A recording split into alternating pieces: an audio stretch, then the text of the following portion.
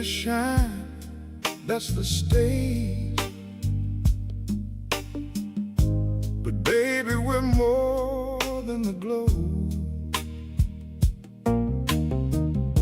From Carson City to the back roads, we got that old state soul. Churchill ride, clock keep moving. Douglas wind through the pines. Elko sky, Esmeralda dreaming. Every mile got a line. Hear that name roll slow, like a river through the sand. One state, one home, in every county band. We're Nevada, baby. Nevada all the way. We're Nevada, baby. From the night to the day. Carson City. We're Nevada, baby. Nevada all the way. Eureka Gold and Humboldt rivers, land of hills in the sun. Lincoln dust, Lyon County calling. Mineral, we sing along. Nye County moon, Persian heartland story, got that old school flame. Washoe shake, white pine rising. Say it, baby, same sweet name. Hear that name roll slow, like a promise in the land. One state, one home, in every county band. We're Nevada, baby. Nevada all the way. We're Nevada, baby. From the night to the day. No, we're Nevada, baby. Nevada all the way. And when the horns start crying, we remember every road. Not just the bright windows, but the ones that hold the load.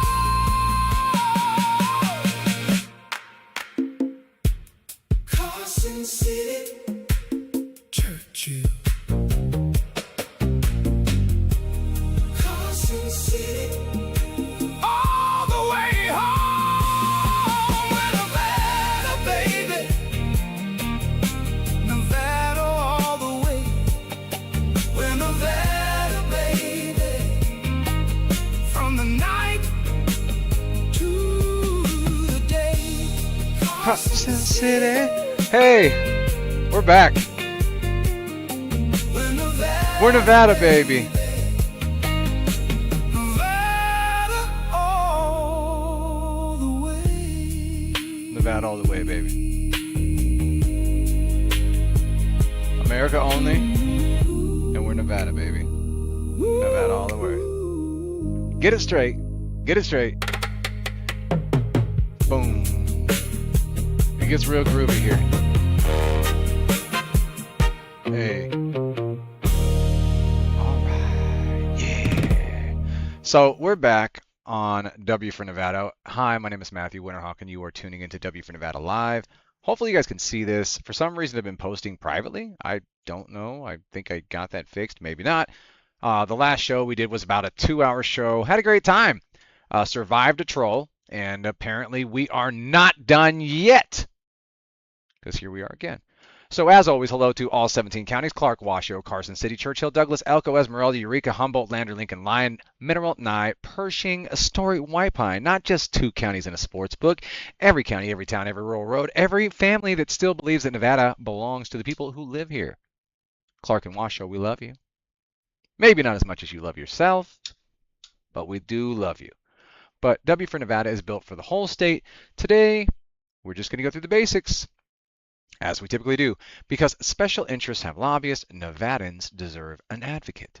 17 counties, 1 Nevada, power back to the people. So let's get into it. The phone lines are open, as they should be. Matter of fact, I need to, the last show I noticed was that when I was on the guest profile right here, for some reason, we still have the buddy Rick. Rick, your name's up there forever. Forever immortalized. Rick. I think I have to, topic. Tonight's topic. Yeah, there it is. Tonight's topic is just W Nevada call-in. That's right. This is just a call-in show. Call in. And we're just Nevadans talking to Nevadans. Now, I don't know if this is going to fit on there because it was a lot bigger than Rick Remke, but let's see how wild that went. I might have to adjust this just a little bit. Yeah, there we go. Adjusting on the fly. Boom! There you go. Overviewing the topic. Best I could do on the moment here. So if you call in, we'll flip over to that screen. Then someone realizes there's a caller on the line, which earlier we had a crazy person on. 1, 2, 3, 4 times they called. They covered their phone number the 3 other times because they were worried about the first 3 times that they were already on with their actual phone number through Google Voice being a weirdo. It was fun. It was cool. It was just not cool and fun at the same time. Like I said, this show is built for the whole state, so 17 counties can call in. We're here to be able to represent everyone.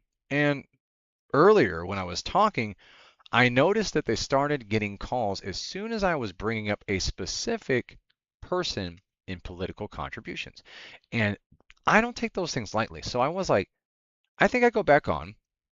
I think I bring back up Aurora. And I think we teach Nevadans how to look this up themselves. And I'm going to flip over to my screen share. There we go. This is Aurora Campaign Finance Disclosure. And earlier we were able to locate a man who was attached to Dennis and Carol Troche, but however, we happen to have realized that this man, Rob Roy, I know that name sounds like very, very plain Jane. Old Rob Roy.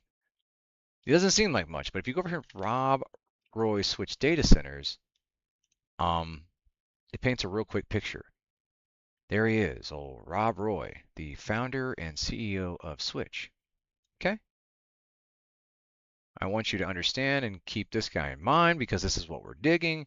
And why does it make sense? Because we're into Rob Roy's political contributions, which when you first look, you see 27 matching records totaling $103,949. That changes real quick when you go to Rob Roy, where he donated from, which was 7135 South Decatur. And then you go view all contributions from contributors with the same or similar address. And there's 34,750. Okay. You're like, that's not that much. Then you get the other address for Rob Roy, 6 Park Meadows Court, 40,000. It would take you time to dig through each one of these because you will find 103,000 under a name. Certain addresses are contributing. 30,000 showing there. We had 11 million showing up in records on the video, which is now, we need to figure out which report Rob Roy was under for Switch because it was where it showed Rob Roy, showed Stella Roy.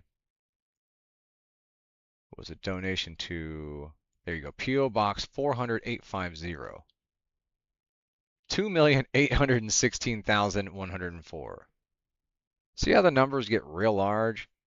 and how you have to keep searching through different addresses. Like that's PO Box 400-850, which is also tied to SuperNAP, a switch company, which is PO Box 400-850, which is also tied to Switch, which is PO Box 400-850, which is also tied to, I mean, there are 282 records. That's all Switch. That's Switch. Oh, Switch LTD. There's another. Switch LC. Switch all in caps. PO Box 400-850. Now, each one of those is different. This is case sensitive. So if there was like a space here and then an A and then a dash and then an A and then a SuperNAP A, like that SuperNAP A switch LTD. This is called bundling. LLC bundling from literally one person able to jump way over what anyone could contribute legally to a candidate. And what you will start to establish and find out, which, funny enough, like I said, the very first contribution you could find on record from the Rob Roy that I was able to find was in Sandoval's inaugural committee, 2011. Now, why did I tell you that you were sold out in this state since 2012 and before? Because this is when the switch people started buying your legislators. Data centers were buying your legislators in 2012. You would like to say no, but they are. SuperNAP, Switch, Switch LTD, these companies have literally been buying your entire legislative cabinet to pass their legislature, which ultimately went through. We'll pull up the record for SB 170 from NELIS, which is the state legislative chambers. The NELIS means Nevada Electronic Legislative Information System, Legislature Information System. You can go in there, and that's where you can view all of our bills. Now, don't go just search SB or Senate Bill 170 because you're not going to find the specific 78th legislative session.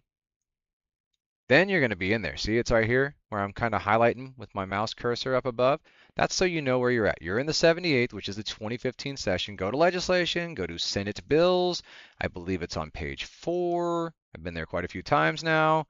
You can go down to SB, Senate Bill 170, 170. That's where you're going to go, okay?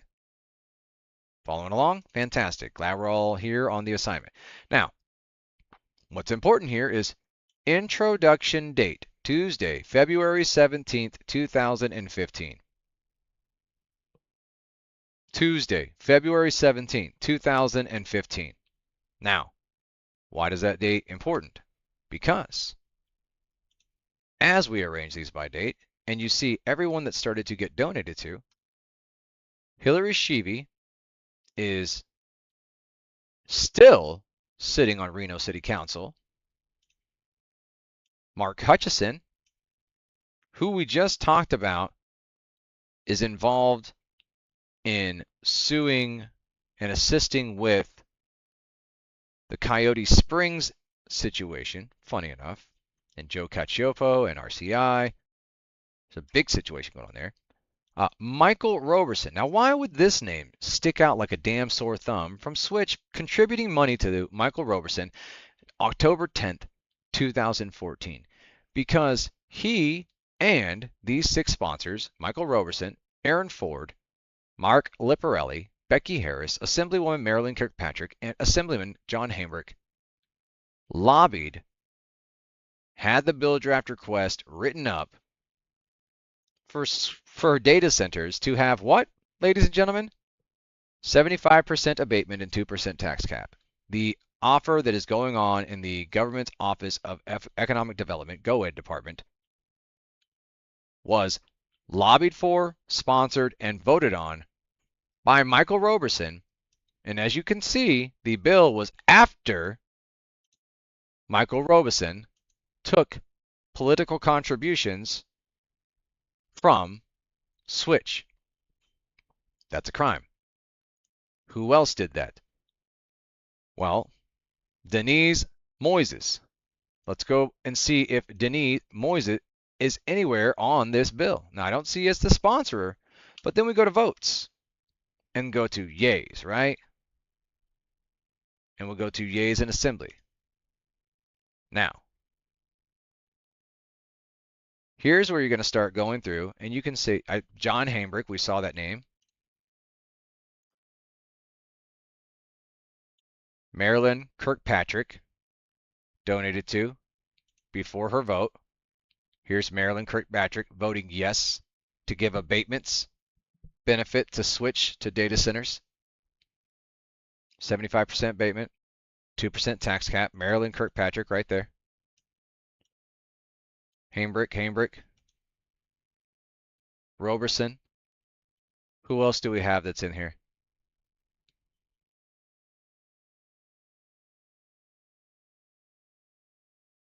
There's another one for Robeson. Another 25, so we're up to 7,500. Olivia Diaz right here. That's another yeah vote for that tax abatement. Here's Olivia Diaz receiving $5,000 prior to the bill even being introduced in Congress and or Assembly and Senate in our legislative session. That's a crime. James Arnold Settlemyre. James Settlemyre, Mr. Conservancy. I told you all he was a snake. Here he is taking money from data centers in 2014 before he turns around and votes yes in the Senate to pass abatements. That's a crime. James Settlemyre, you're guilty of a crime. Tick Segerbloom, you're guilty of a crime. Marilyn Kirkpatrick, you're guilty of a crime. I'm going to continue this because here's the thing. Every one of these names on here is tied and has been tied for over a decade, receiving money from data centers to turn around and then legislate on behalf of them, whether it was at county level, city level, state level, legislated. They legislated on behalf of them after receiving political contributions. Those are crimes. I want them prosecuted. Do you know why they're not prosecuted? Did you notice there's a name on there as to why they're not prosecuted? Maybe you might notice it. Aaron Ford. Sir, you are guilty of selling out Nevadans and protecting everyone else who sold out Nevadans and refusing to prosecute those cases and those OML violations from different commission, county meetings, everything that's been filed. You dismissed it, you dismissed it, you dismissed it, you dismissed it. Now we know why. Because you yourself are also Aaron Ford, guilty. Moises Denis, guilty. Greg Brower, guilty. Goichea, guilty. Becky Harris, guilty. Mark Lipparelli, guilty. Michael Roberson, guilty. Do you understand? You are no longer in ethical violations. These are criminal violations against your people that you were elected and or appointed to represent. These are crimes against Nevadans. And you have all been charged. Publicly. I told you. I'm not here for nonsense. The charges are coming. I can see where you have benefited before the legislation passed, before it was introduced, before the bill draft request was happening. Teresa Benitez Thompson, guilty. Christopher Edwards, guilty. Adam Paul Laxalt, guilty. The building is named the Laxalt Building. Guilty. You want to know why it feels like insiders and how you can't seem to win no matter which side takes hold, and it doesn't matter majority inside the assembly and legislature, because they all sold you out. Every effing one of them that's on this list. Every one of them. Go look at Switch, Rob Roy, Dennis and Carol Troche's donations, their bundlings, the hundreds of millions of dollars across different people within their company that literally bought your legislature for more than 15 years. Tell me again I don't know what I'm talking about. Tell me again I'm blowing smoke. Tell me I don't know what's going on in Yerington. Tell me I don't know what's going on in White Pine. Tell me I don't know what's going on in these places. You're lying to yourselves because it's easier to go to sleep at night knowing that Winterhawk might be wrong. Well, I'm not. These are crimes. They think they're better than you. They laugh at you in their central committees, in their Republican rooms while they're choosing who is going to rule you, and laughing while you donate to them, telling them that they're going to save you when they're the ones that sold you out. Please, spare me. I'm here. I'm here for you to talk. I'm here for you to say something for sure. But the reality of what's going on is way worse than what you could have ever thought. We're digging through the campaign finance records. I show you the corporate entities. I showed you the developers. I could show you how they lobbied on behalf. They asked for bill draft requests, how it was lined up before, how they turned around and took contributions after, and nobody ever bat an eye. They had tax abatements, zoning changes, special use permits, infrastructure agreements, water access, power commitments, public land, government incentives built out for them, favorable votes. I think the public deserves to know exactly who gave the money, when they gave it, which office holders are receiving it, and what government action occurred before or on after that contribution. We're not going to recklessly accuse people of crimes. I'm showing you the exact moment. 2014. A lot of people go, oh, 2015, 2016. Nope, it was 2011 that it started. Rob Roy came in with millions of dollars and bought everyone inside of our legislature. Yep. Rob Roy, Switch, Dennis, and Carol Troche, who were at that time involved in a cement company who invested their billions of dollars and became multi-billionaires. And these people have literally been subsidized and built off of you, Nevadans, every single one of you. I want you to wake up. I want you to learn how to look at Aurora. I want you to ask these people questions as to how it was they allowed the entire legislature in 2015 to be bought by data centers and legislated and lobbied on behalf of by data centers, and how 36 out of 42 assembly members and 21 out of 21 senators sold you out. There is no ifs, ands, or buts. You cannot undo the past. They legislated changes on behalf of someone other than Nevadans, on corporations. And you are dealing with that now. Every day. When you got to go say, whoa, there's a planning meeting I got to get to on the 14th. Why does everyone want to be at the planning meeting on the 14th? Probably because they are changing major zoning and planning to push a data center that is now going to be carving up what used to be. Let's see. Mazzini Farm. Mazzini Ranches. Does it actually have a website? Brian Mazzini. Now, Mazzini Farms is also tied to Resource Concepts Inc., which is also tied to, you guessed it, the Coyote Springs investment. And it's also tied to Copia and Monarch. See, now, people didn't want you to understand how all these same people are being managed by RCI. Now, why would Resource Concepts Inc., the Lake Tahoe office, where, I don't know, join our team. Does it have the people that can, are you guys that bold? Do you have it? Hold on. Where's our team? Leadership team. Hold on a minute. Hold on. Emeritus. Nah, they don't have the people on there. But if you want to see something cool, see RCI, Resource Concepts, we found this connection out. Shout out Allison, what's up? Joe, this guy's name is spelled 1,000 different ways, by the way. I've seen it with S, I've seen it with C, Jazz Cassiopo, Nevada, school board. You got to look up school board, and then you'll pull up this. Re-elect Joe Cacciopo for the Carson City School District. Wait a minute, why is he the state water engineer? Hold on a damn second. And then you go down and you say email. What's his email here? Can you see his email? Can you read it? What's his email say, ladies and gentlemen? It says joe@rci-nv.com. Hey, what's this website here? rci-nv.com. Now, how in the hell is the state's water engineer appointed by Governor Lombardo after firing the good engineer Adam Sullivan. And Jason King got replaced too. And Jason King, by the way, was in there training.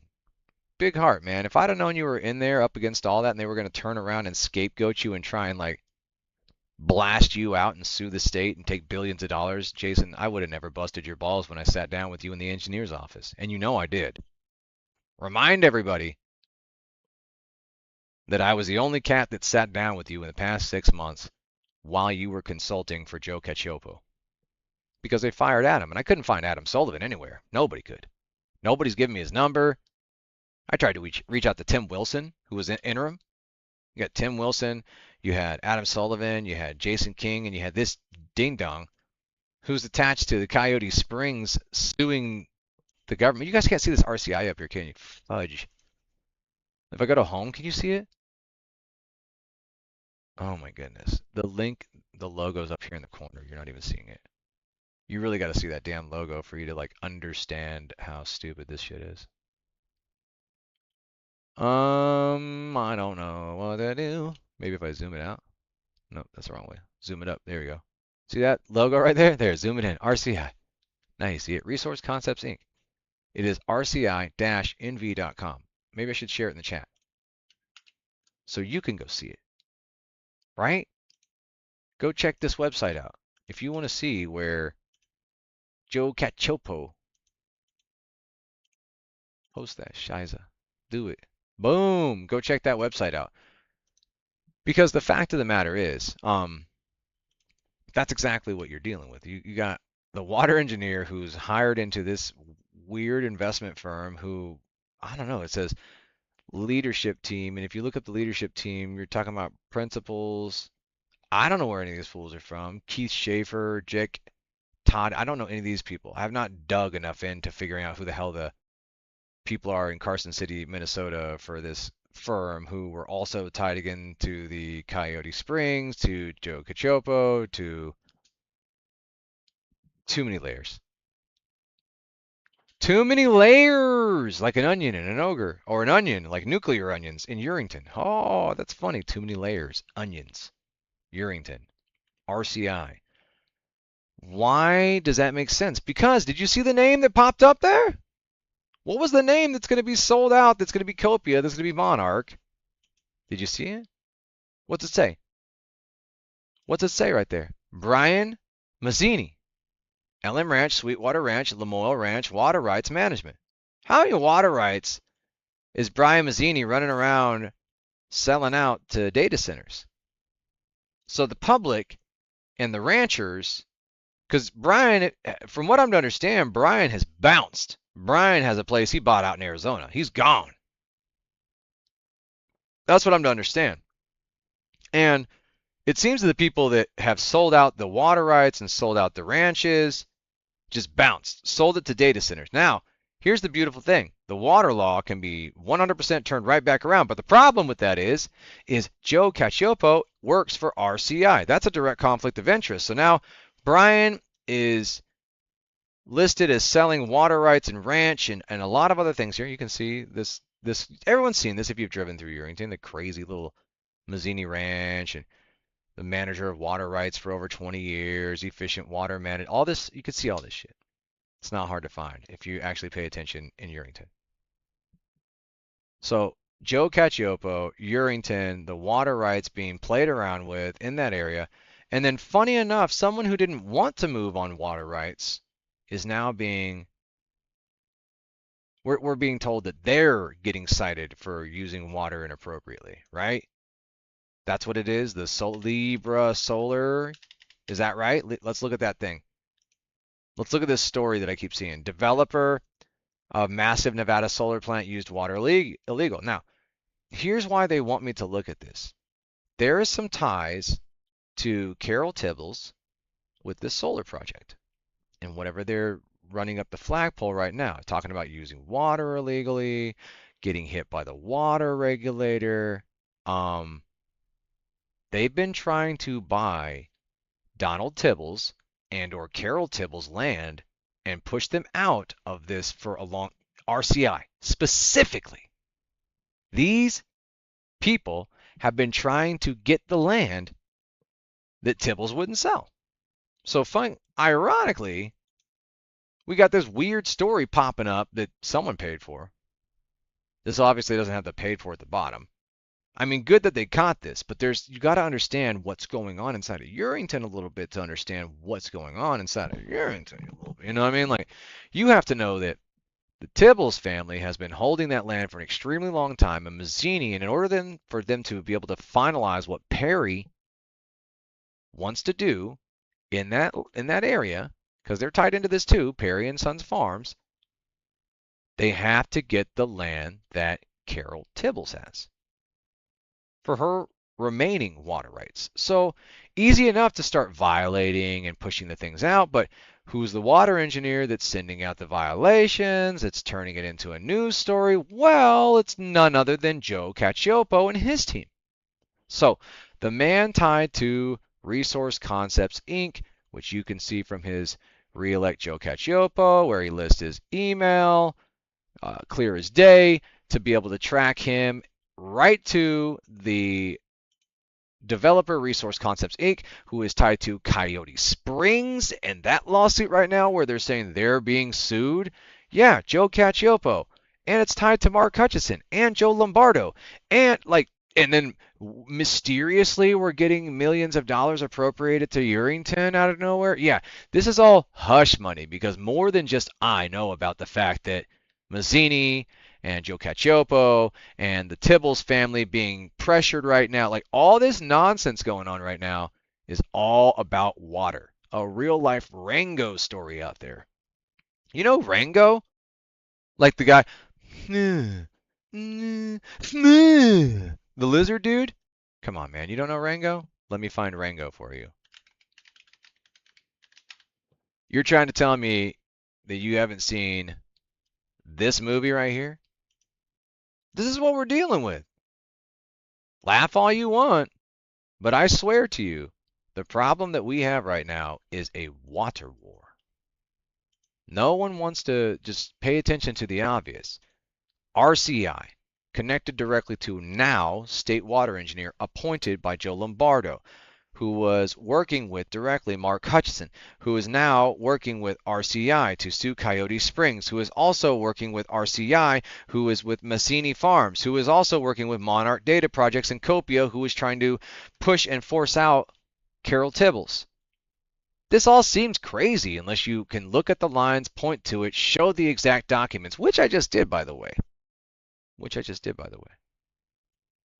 I got you.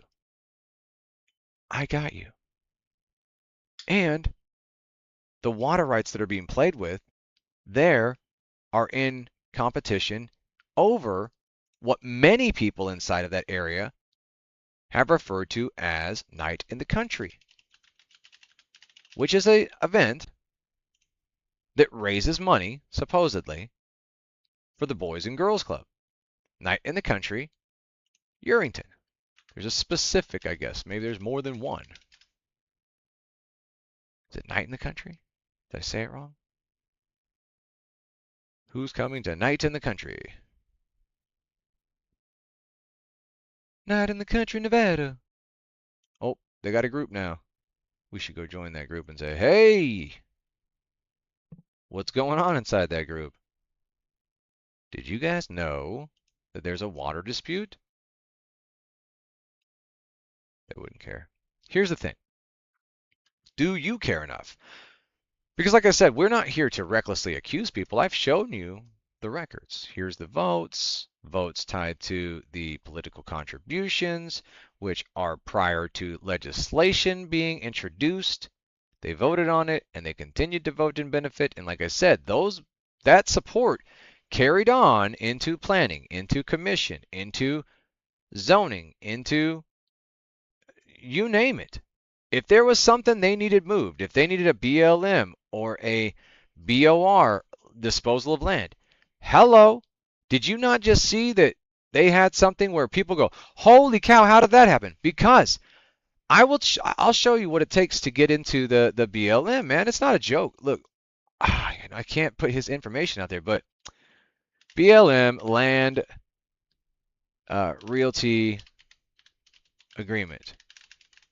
A POD, KMZ shapefile. Let's see if they'll like give me a freaking overview.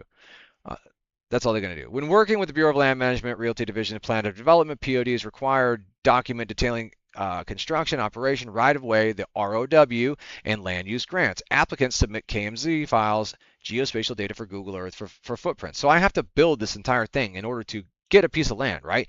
And it has to go through a whole process of review and all this nonsense. There's no fast tracking typically unless it's disposed lands where it's contaminated, brownfield, or Superfund sites.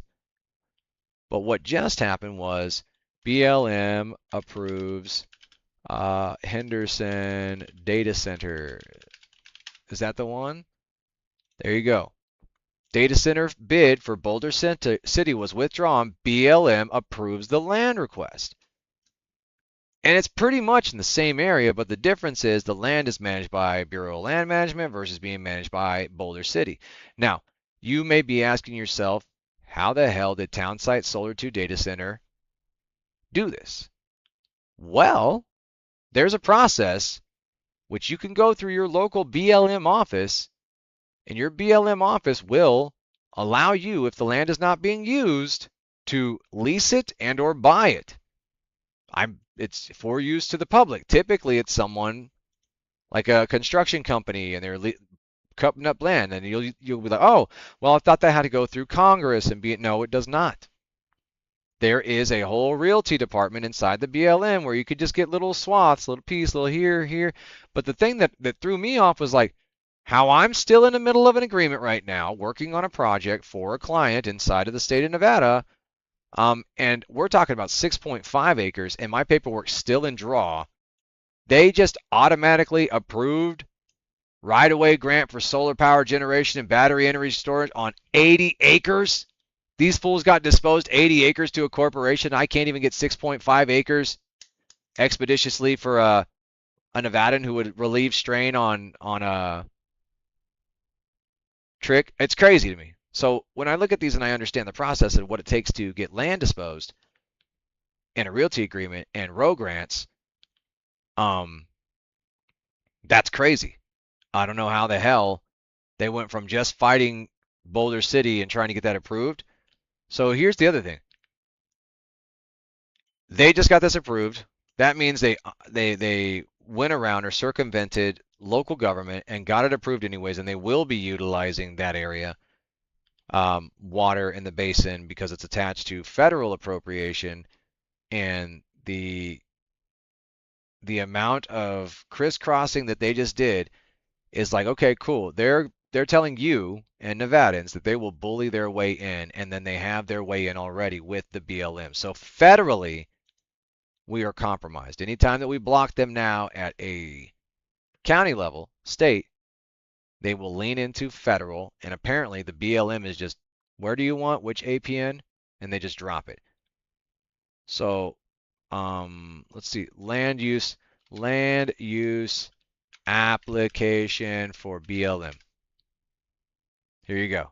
It's called the Form 2920001. This right here is what you file in order to get BLM land in proposal to be able to dispose and or use, lease and or sell to you, depending on how it is that the BLM appropriates the land to you.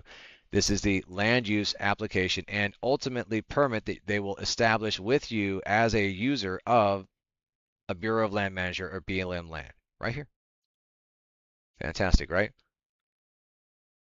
You have to go and you have to go get what is called a .kmz file, and you can build that right here, which will be through shape files. See this little thing here? This is software. This is how you build a full shape file.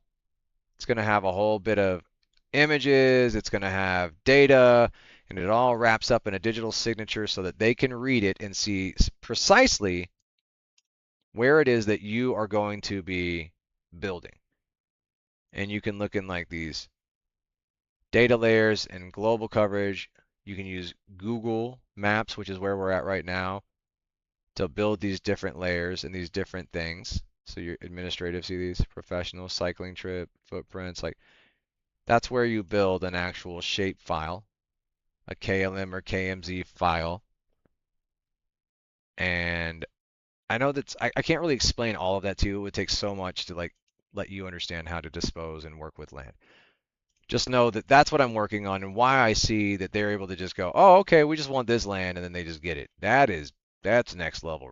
I've never seen that before, okay? But you got to be able to look at APN parcels for BLM, which is ArcGIS, a NEPA register to be able to look up the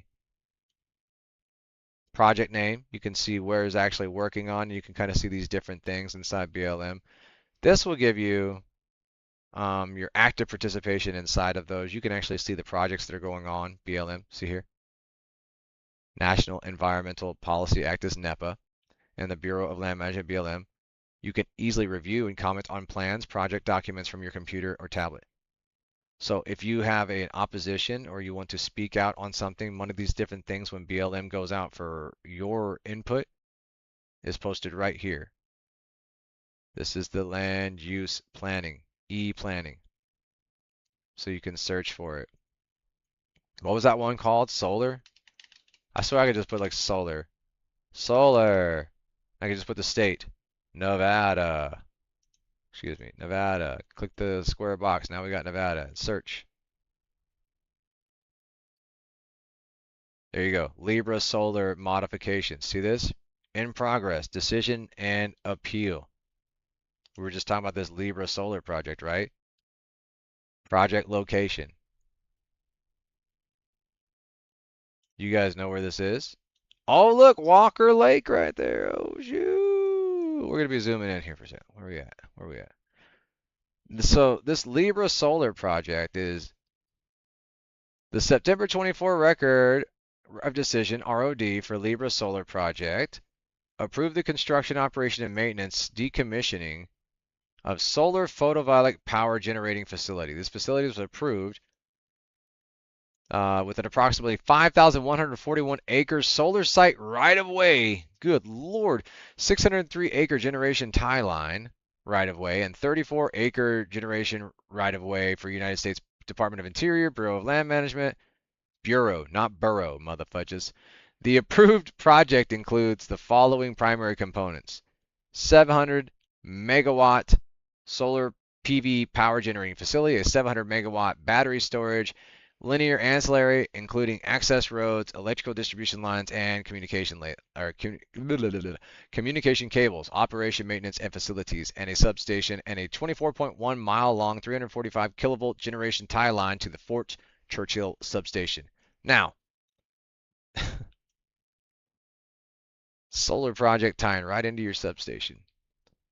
Your applicant is Libra Solar LLC.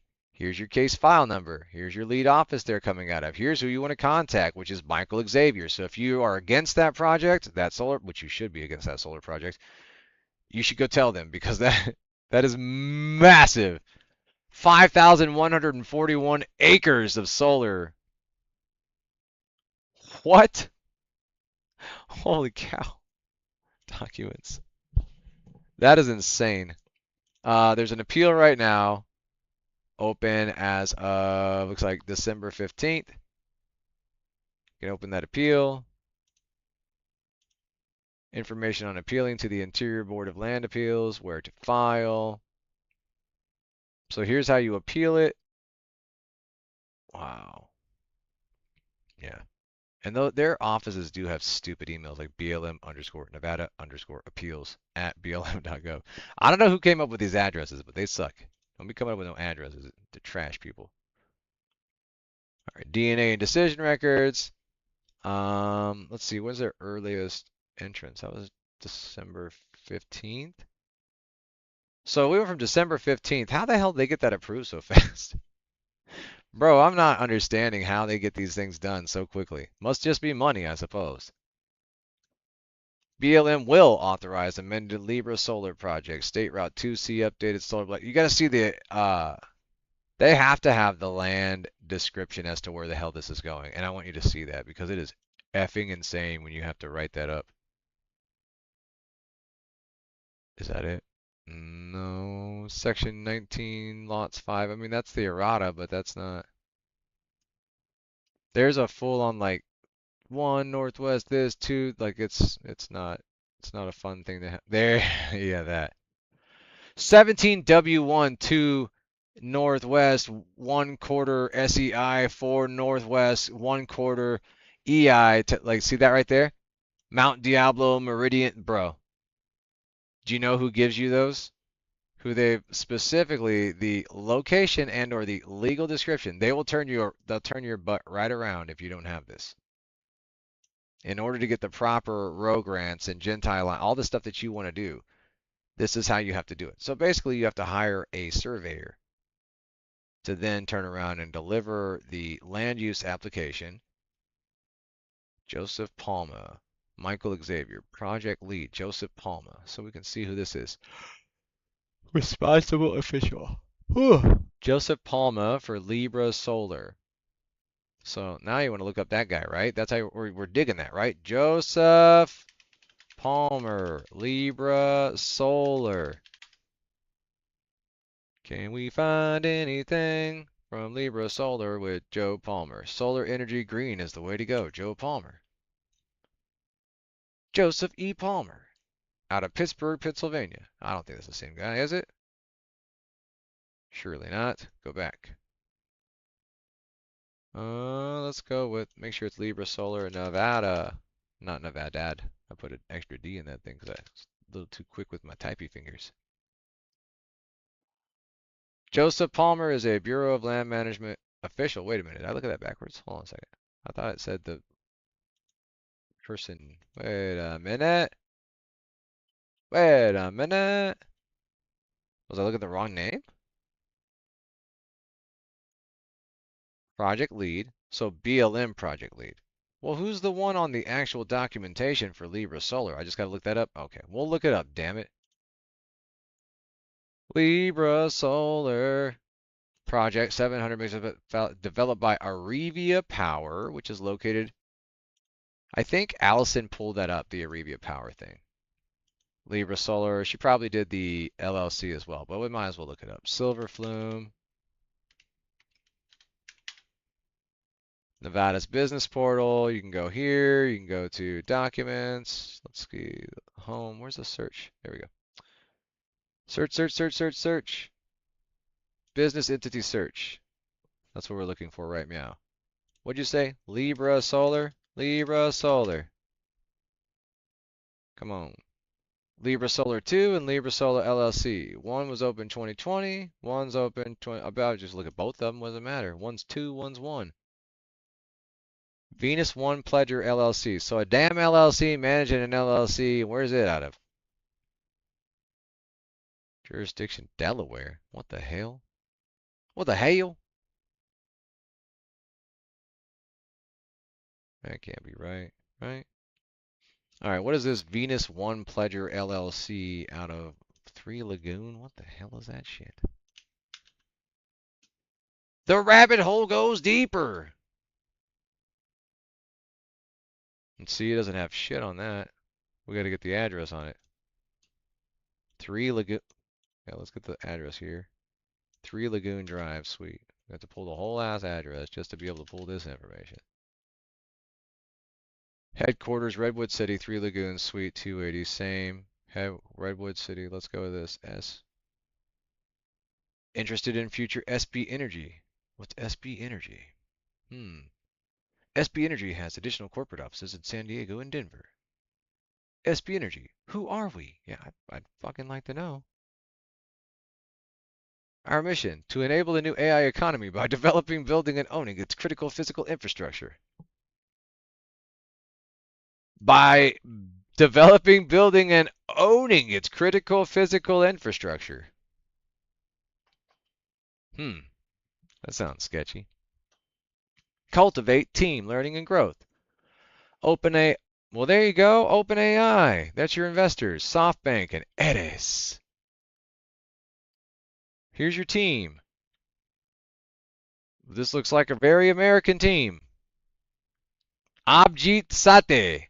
Abavasabaditumala. Abadur Sana. Akili doko koko. Guys, these are definitely who I want owning everything in Nevada. Adam Wilson, Adolfo Espino, Aftab Adam, Agustin Ochoa. What the hell? Yo! Yo! Look at all these fools. They're tied to Libra Solar. That's a lot of people. Damn, when does this end?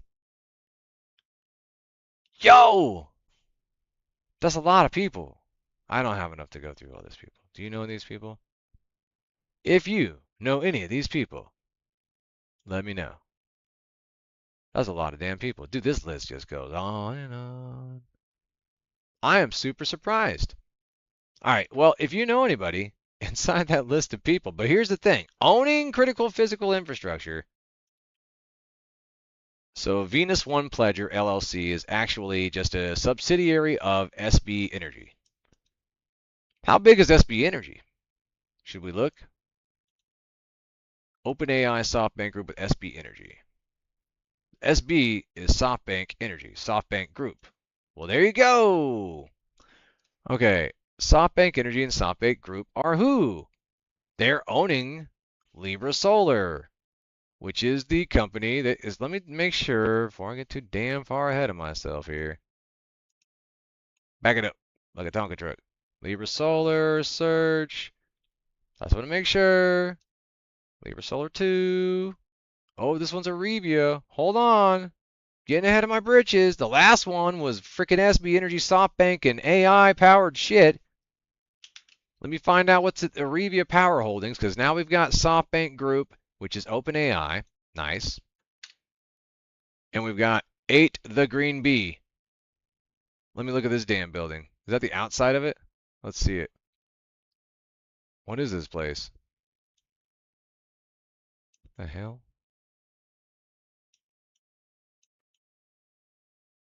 Dude, this place is crazy looking. What the I've never been to Dover, Delaware. Have you been to Dover, Delaware? What's in this building right here? M. The something. The hell does that say? The Mallenberg firm? The Farm LLC? The something farm. Bruh. Bruh. What does that say? The something farm. Firm or farm? I don't know what the hell it said. Contact us at MoonPay LLC and Hypermint LLC. Oh, what the hell? You guys have that same address? 8 The Green. Okay, so that's a firm representing it. So that is a firm. Registered agent service. For who? Permits and process agents. Yeah, who the hell is that? PP agents. Permits and process agents. No, we're going backward. That's the wrong freaking direction, ding dong. We need to go backwards. This address is it, but I don't know why the hell it is. It said something firm. The whatever firm. Say firm, farm, fucking LLC. It said something. Wodasoft Corporation, Delaware. 8 Degree, Delaware. Bro, something is off about all these companies being registered, and they're software companies. That's sketch as hell. Who is this? Like, there are tons of businesses located in that one address.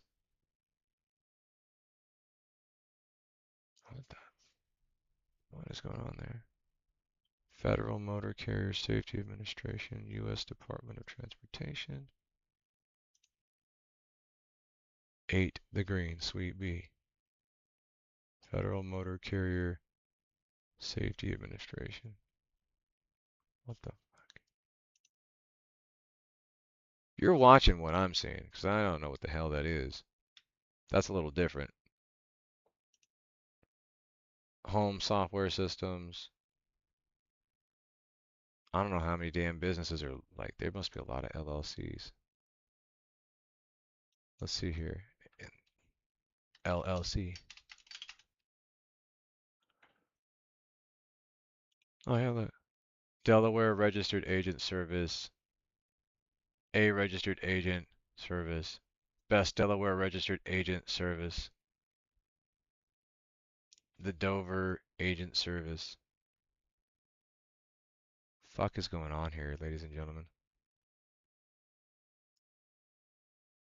Car Depot.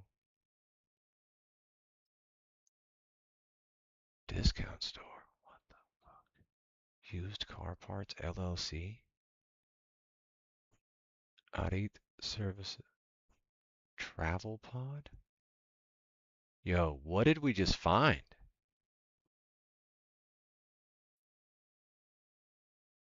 Social work helper? Bro, did we just find a Somali daycare? Like, what is this? Make it make sense, ladies and gentlemen. That is weird. 8 the Green, Arevia Power Holdings LLC. No, registered agent. Representing a million companies out of one damn building. Arevia Power. Please tell me your address is also 8 the Green. Where's your address at, fool? Contact us. There's no contact? Partner with us. Contact us. Yeah, you ain't got no address on there. Arevia Power. Something's up. Chief Development, Ricardo Graf, Mark Boyajian, Rafik Albert, Halbakken. Who are these people, bro?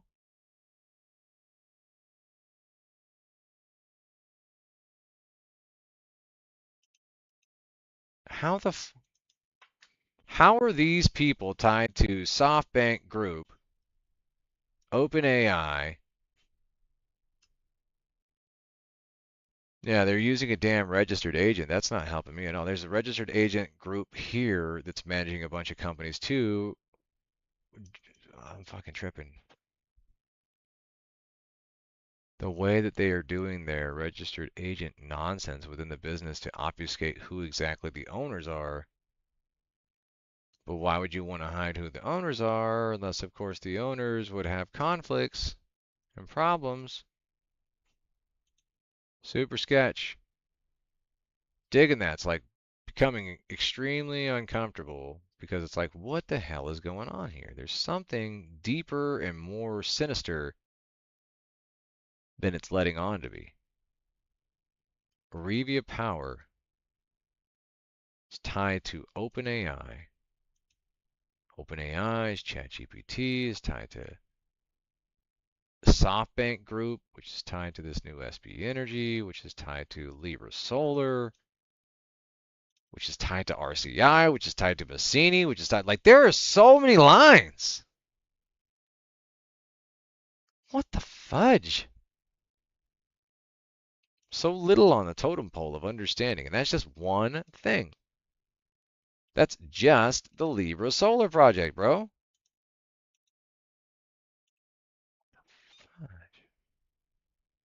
Dodge Flat Solar Resource Management Decision and Appeal. White Pine Solar Gentai. Bonanza Solar Project. Silver State. Like at this point, Purple Sage. I don't trust none of this. Renewable energy. This is the one that's the most alarming. How the hell it came up, I don't know. Maybe just to like drive me crazy. Huh, the modifications. That's a lot. 5,000 something acres, man.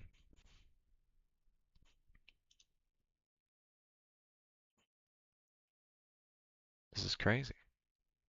Libra Solar LLC. Libra Solar LLC. That's why I didn't care about Libra 2. Because Libra Solar 2 is just the second project. And they're running it through another registered agent which is wild because Libra Solar LLC is right here, which is managed by this company, Venus One Pleasure, which we're going to find that one too. We got to find that LLC because this got to be more going on. I know it tied to SoftBank. American public registries in Nevada references cases such as to Department 1 associated with pleasure and property interest in the region. I don't believe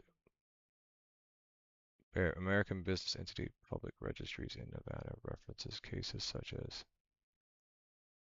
8th Judicial District. What is going pleasure? Venus 1 pleasure. Nah, we just need to look that up, but that's in a different ass state. So what state was that in? In Redwood City, California. All right, so let's look. Redwood City, California.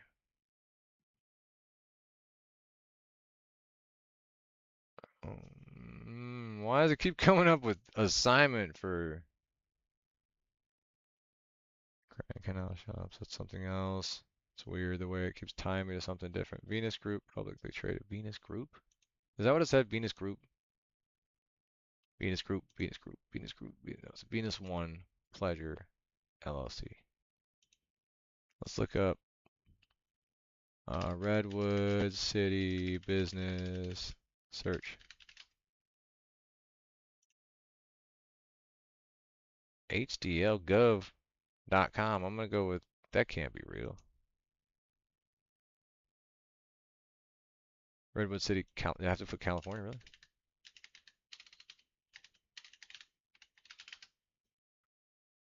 Redwood City, California. Let's see. I don't want a business application. I want to see. Is it really through this janky little site? What the hell? Redwood City, HDLGov.com. This just feels janky. Climate best by government test.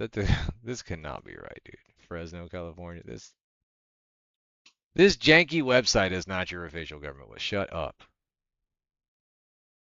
Let me see. Submit, renew, close, pay, business search. Shut up. Shut up. Was it nothing came up in that? I see something come up and then it pops away. What the hell? Oh, date range. Venus One Pleasure. Well, let's not use that one. That's tax processing centers. Try and see if there's another search that we can use. That is janky. I don't know what that is. Redwood City org. Is that really it? That cannot be it.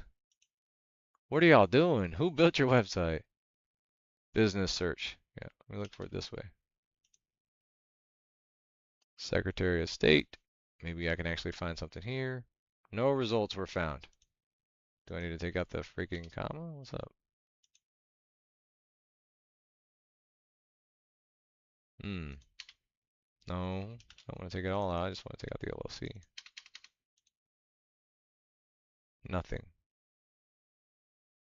Search. Business search. Is there any better search? Why does California's website look like it's built in 1922 and shit? Like, can we have a normal website here? Over 140 business lines. Okay. This looks just as janky as the place I was just at. Free copies request. I just want to register a business file, reserve, process, business processing, new business checklist. Yeah, this was literally where I just was. And nothing came up. How the hell is nothing coming up under that? But that's where it's at. Redwood City, California.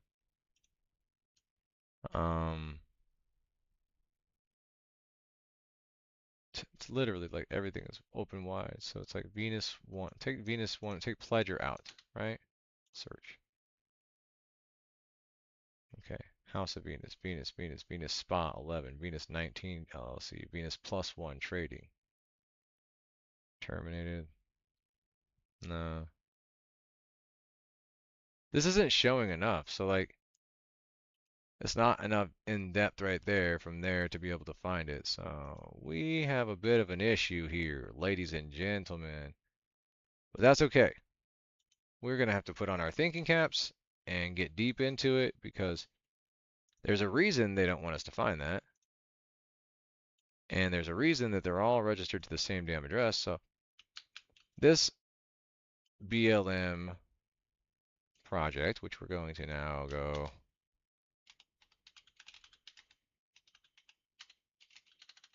we're going to go find that damn thing because it's really frustrating me.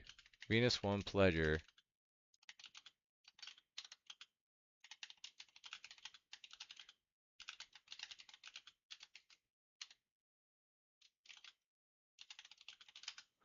We're going to find it for sure because I'm not going to leave here without understanding why exactly. Why do we have these random registered agent Delaware, registered at Washington, registered like, but then the addresses, this one says Redwood City, California. Didn't the other one say Washington? Because I'll have to go back up and resubmit the stupid form for Libra Solar. Then I click on the Libra Solar 2, and it says Wyoming, Northwest Registered Agent LLC. And then street address, jurisdiction, Wyoming, street address. Address is Nevada. And then the address on the officer is Dover, Delaware. What? Like, look at that one. That one doesn't make no damn sense either.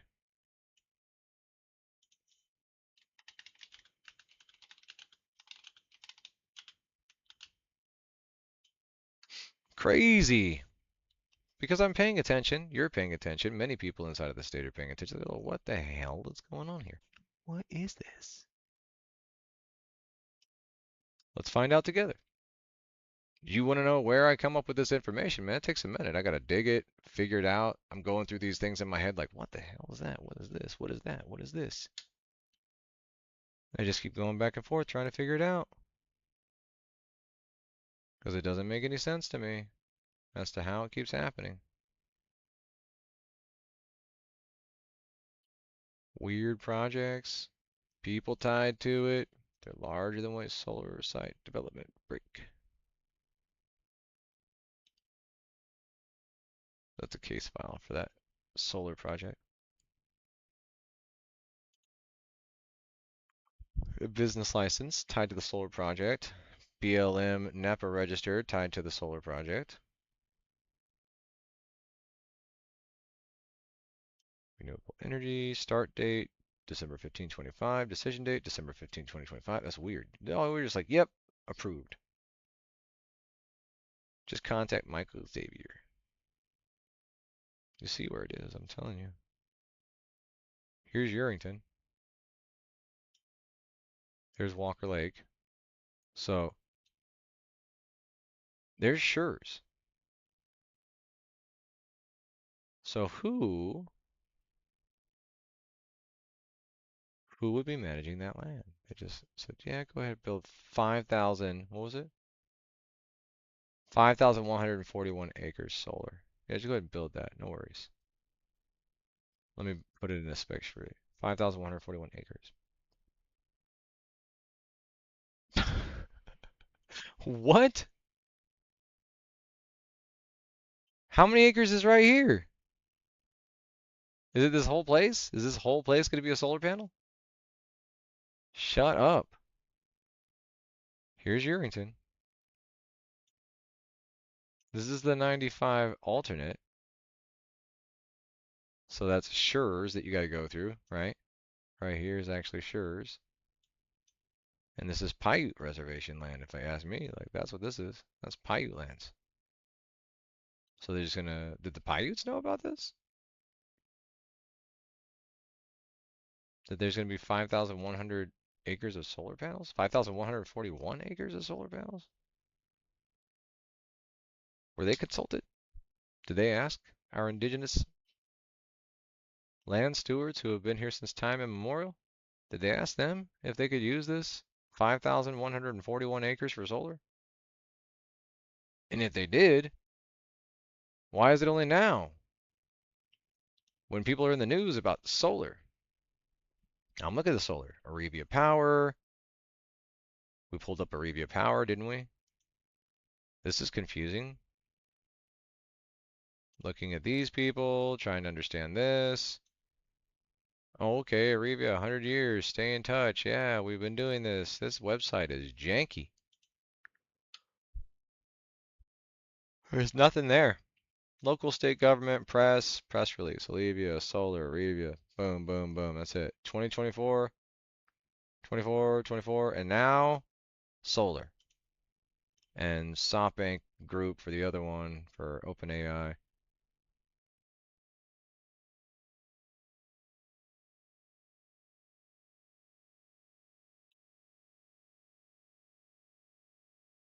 Oh.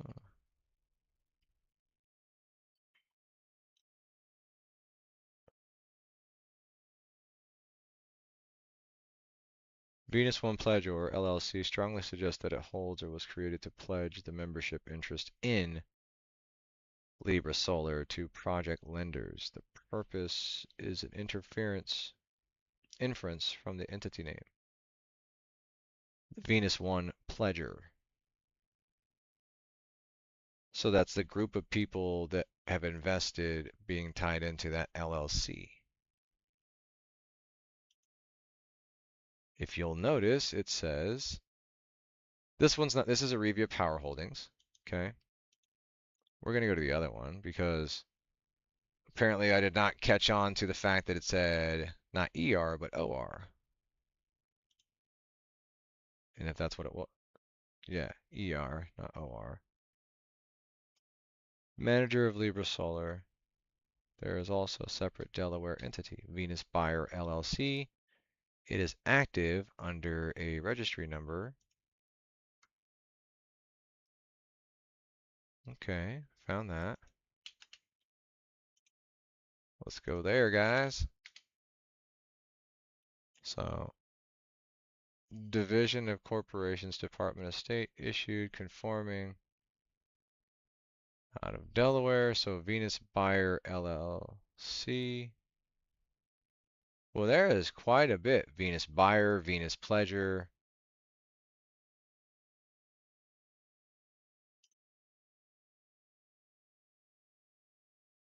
This is crazy. So if you look at that, that pulls up the LEI for the service. So Venus Buyer, Libra Solar LLC, care of Venus Buyer LLC. It comes back. It's still freaking SoftBank, dude. It's just another project that they bought out and used another LLC. And it's because in California, we were looking up Pledger. Where was the California records? Where did I have that? Hold on. California business. This shit right here. Search. Wait. Venus One Pelly GOR. It was spelled differently, which I can't pull the business record on it. We're also looking for Venus Buyer LLC, which I guess won't also come up on there, will it? Yeah, see? Their shit doesn't show it, but I can pull the records. LEI records confirm that it was formed in Delaware on May 15, 2020, and it remains active. That's why we cannot locate that in, because it's actually SB Energy connected financing and ownership vehicle sitting in Libra Solar's corporate structure, not a normal California operation. So no matter what it shows you, it is all SB, SoftBank. So solar projects are built by SoftBank Energy and OpenAI and SoftBank Group.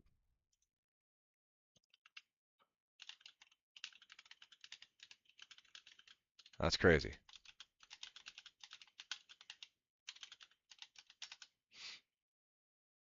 SoftBank is going to be owning the infrastructure underneath the solar projects that are powering data centers. Tell me what sense that makes. Connect the dots, ladies and gentlemen. This is the name of the game, I guess, to figure out exactly why these companies have invested into Urington. Pretty wild. So that would make, who is the major holder? That is a Japanese SoftBank group, publicly traded, but does have a parent corporation. Largest shareholder is Masayoshi Son. Literally. You're looking for freaking who is buying, and everybody's always like, oh, well, let me worry about this or that. Boom. Education, University of California, Berkeley. Masayoshi Yasumoto, also known as Son Jong-oi. Japanese investor, what the hell? He is founder, chairman, and executive of SoftBank Group. There you go. That's who bought Urington for the solar projects. That is crazy. How much is that dude worth? Forbes' most powerful people was placed 45th on Forbes' most powerful people. Entrepreneur of the Year, Asian Awards, May 25. Sun ranked 65th on World's Billionaires. He's number 65, huh? Let's go look at 65.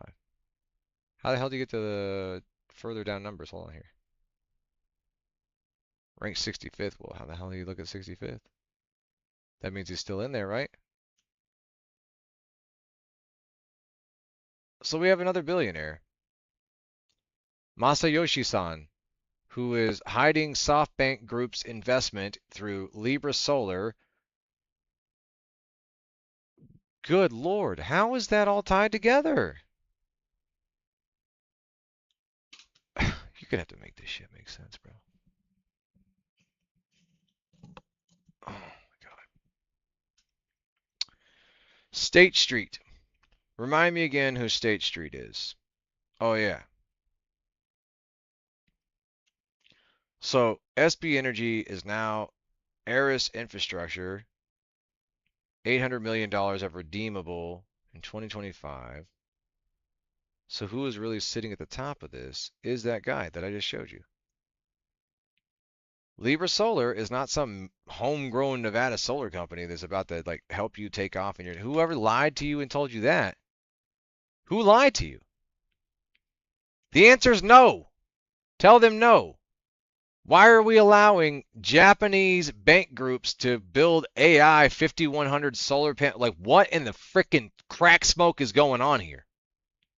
Yo, whoever told me to look into Libra Solar, thanks. Because that is a, what is that? Masayoshi-san, who is the CEO and chairman and top of a publicly institutional share-held company called SoftBank Group or SB Group or SB Energy or OpenAI, ChatGPT, all the backing behind them, the American energy and infrastructure entities are calling, they're trying to pretend like they're some little solar company, dude. Oh yeah, we're just Libra Solar. We're just Libra Solar, guys. Don't worry about us. We're just Libra Solar. Ha ha. We're just Libra Solar. 5,100 acres, son. Masayoshi-san? Oh my. Bro, why is nobody calling? Nobody's watching, that's the thing. They really did. They're like, turn Winterhawk off because he's about to bust this wide open. Oh my God. Foreign entities, bro. Foreign direct investment. FDI. Have you ever heard of FDI? Foreign direct investment. That's what's going on here. We're being sold out to Japanese AI and banking firms for infrastructure.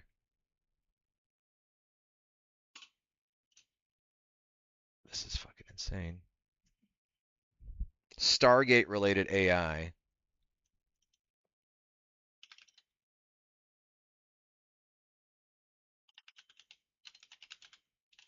Wow.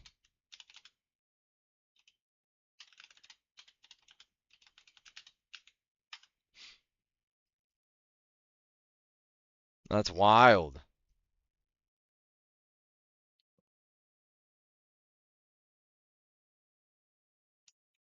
Venus buyer, Venus pledger, Arevia, all ties back. All ties back to SB Group. Masayoshi-san.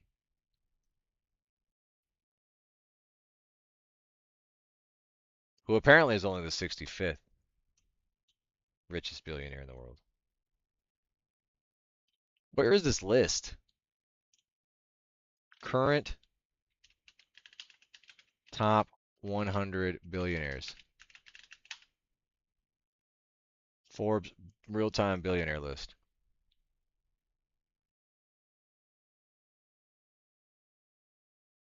Yeah, show more. Maybe we need to be paying a little more attention to who the hell's on this effing list.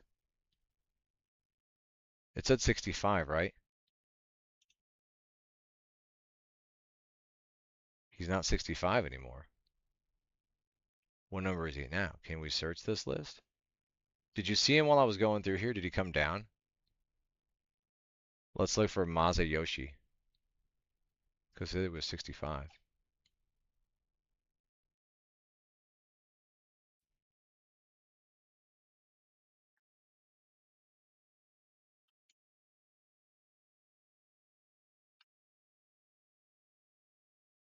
Uh-huh. Carol was married to Joe Tibbles. Joe's brother was Donald, Don Tibbles, making Don Carol's brother-in-law. Don's condolences to the family. Confirms the relationship. Official Lyon County minutes show that Don Tibbles served on Lyon County Commission and was chairman of the board during part of his tenure. Carol's relationship to former county commissioner, verified background, but I have no evidence Don Tibbles participated in, influenced, or facilitated the Libra Solar Project. He died in 2014, years before this 2020 formation. Trying to figure out why. Landowner reportedly planned to fallow a field and believed she could temporarily sell the unused water to Libra. State personnel informed everyone that changing agricultural water to construction use and moving it elsewhere. Playing games. Libra. Solar project, which is SB Group, buying water from Tibbles. And basically them setting up a purchase, right? For buying some stored water to be used for a different reason. Now, where is this guy? Oh, well, he went from 65 to number 26. Hold on a second here, dude. Masayoshi-san. That's the guy. 74.2 billion. This Masayoshi-san, Japanese guy, ooh, what a bastard. He is the guy that literally is responsible, his company and his entity, for the nonsense that's going on with this Arevia and this Libra Solar project. SB Energy, Libra Solar, goes Venus One Pledger, goes all the way back up to Masayoshi-san. San is investing billions of dollars in AI, including the $500 billion Stargate project in partnership with OpenAI, Oracle, and MGX to build AI infrastructure in the U.S. Sounds like surveillance to me, bro. Investors in Sun's Vision Fund 1 include Apple, Qualcomm, Foxconn, Larry Ellison, Saudi Arabia's sovereign fund. Vision funds have, look, we have issues here, ladies and gentlemen. There is way more going on. You see his wealth history where it jumped? Look. Right here, from 29.4 billion to 51.5 billion. Yo, he's tied to our, like, he's making his money off of Nevada right here. Urington.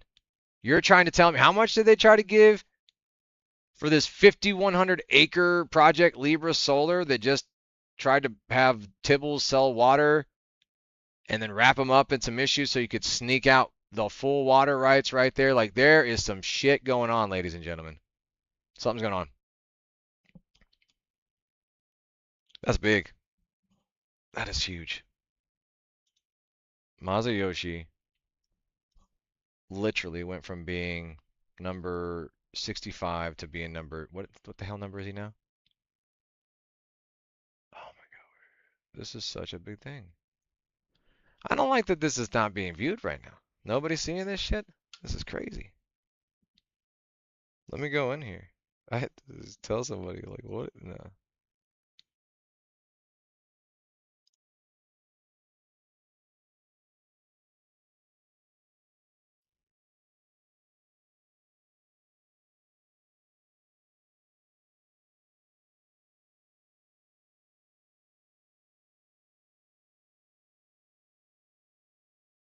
Oh no.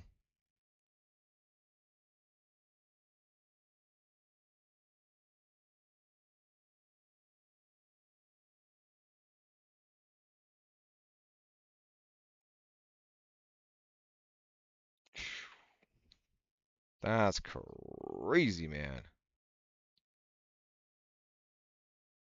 Oh, man. Billions of dollars in AI, including Stargate project, partnership with OpenAI, Oracle, and MGX.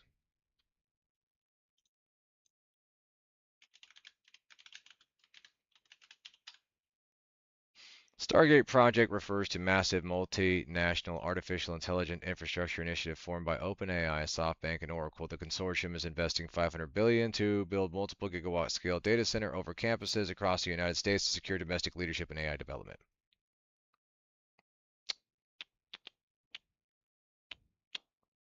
Stargate. Inside OpenAI Stargate Mega Factory. Stargate, put that name down in your books, because I think you're going to hear a lot about it in the future. A new American company that will invest $500 billion at least in AI infrastructure. The data centers are actually under construction. The first of them are under construction in Texas, the Abilene location, which is our first location. Abilene is a town on the western central plains of Texas. We kind of scratch and fight for everything good that comes our way. I had people reaching out and they said, well, is the president going to come see you? And I said, well, he hasn't texted me yet. So I'm thrilled we get to do this in the United States of America. I think this will be the most important project of this era. Welcome to Abilene, Texas. This is the site of Project Stargate, a very mysterious, much talked about, much speculated about project that brings together OpenAI, SoftBank, Oracle. If it all comes together, building after building on this red dirt behind me will be filled with chips that'll power the AI revolution. What we're undergoing right now is sort of the largest infrastructure build in human history. It's going to create new ways of doing business, it's going to create new ways of invention, and it's going to really drive humanity forward. I was in the real estate business. These buildings, these are big, beautiful buildings. They're going to employ a lot of people. How do you personally grapple with the pace of it all? It does feel like it's going very fast. I certainly think if I could transport myself back 3 years ago, it would seem like unimaginable progress. This is amazing, explosive growth of intelligence that's coming in our decade. Everything will change. When Stargate was first announced, there was a lot of skepticism. A lot of people thought it's just too big to be true. So this is your very first look.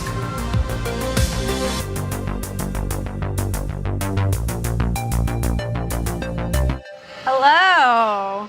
Hey, Emily. Thank you so much for having us. Welcome to Abilene. It's so awesome to be here. Yeah. It's all happening. I know. How many people are on this site? Today we have about 2,200 people on site. The guy at the heart of the Stargate build in Abilene is Chase Lockmiller. He's the founder of Crusoe, the little-known data center startup overseeing this massive project.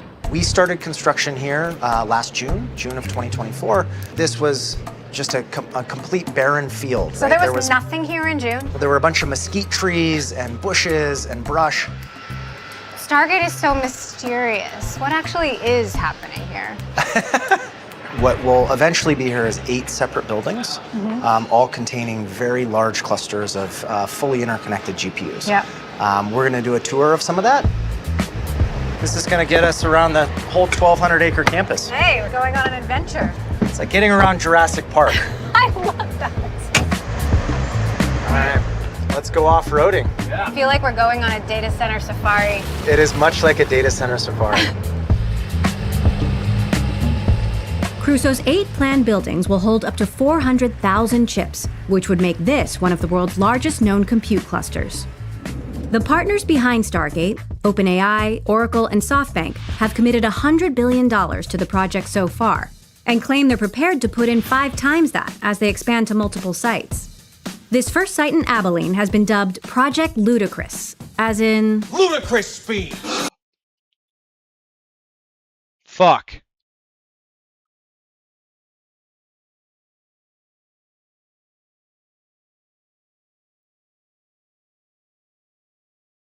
Well, Urington, that's what you're doing. You're going to become fucking Stargate Venus, apparently.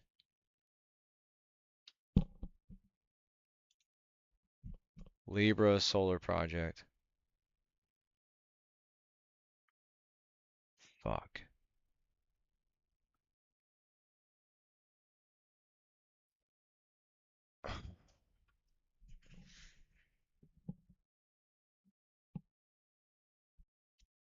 Like, I'm even more disappointed with commissioners and city council and people. Why the fuck couldn't they just be honest with you? Let's go back and watch the video. Let's go see what the fuck's gonna happen, I guess. Ludicrous speed. Which is appropriate. Right. The whole thing is supposed to be done by mid-2026. Are you round the clock, 24 hours a day? We're round the clock. It is very much a 24/7 operation. We're trying to deliver on the fastest schedule that a 100 megawatt or greater data center's ever been built. So why the ludicrous rush? Well, because Stargate is part of a much larger AI race. Companies like Microsoft, Meta, Google, Amazon, and xAI are all building AI data centers of their own at sites across the US and beyond. Each company wants to have the most capable AI being used by the most people, and they've committed tens of billions of dollars to make it happen. There's no reason we won't scale up our computing 100,000 times in a few years. I'm good for my 80 billion. They're going to fucking destroy the entire state because billionaire fucking nerds want the most popular AI.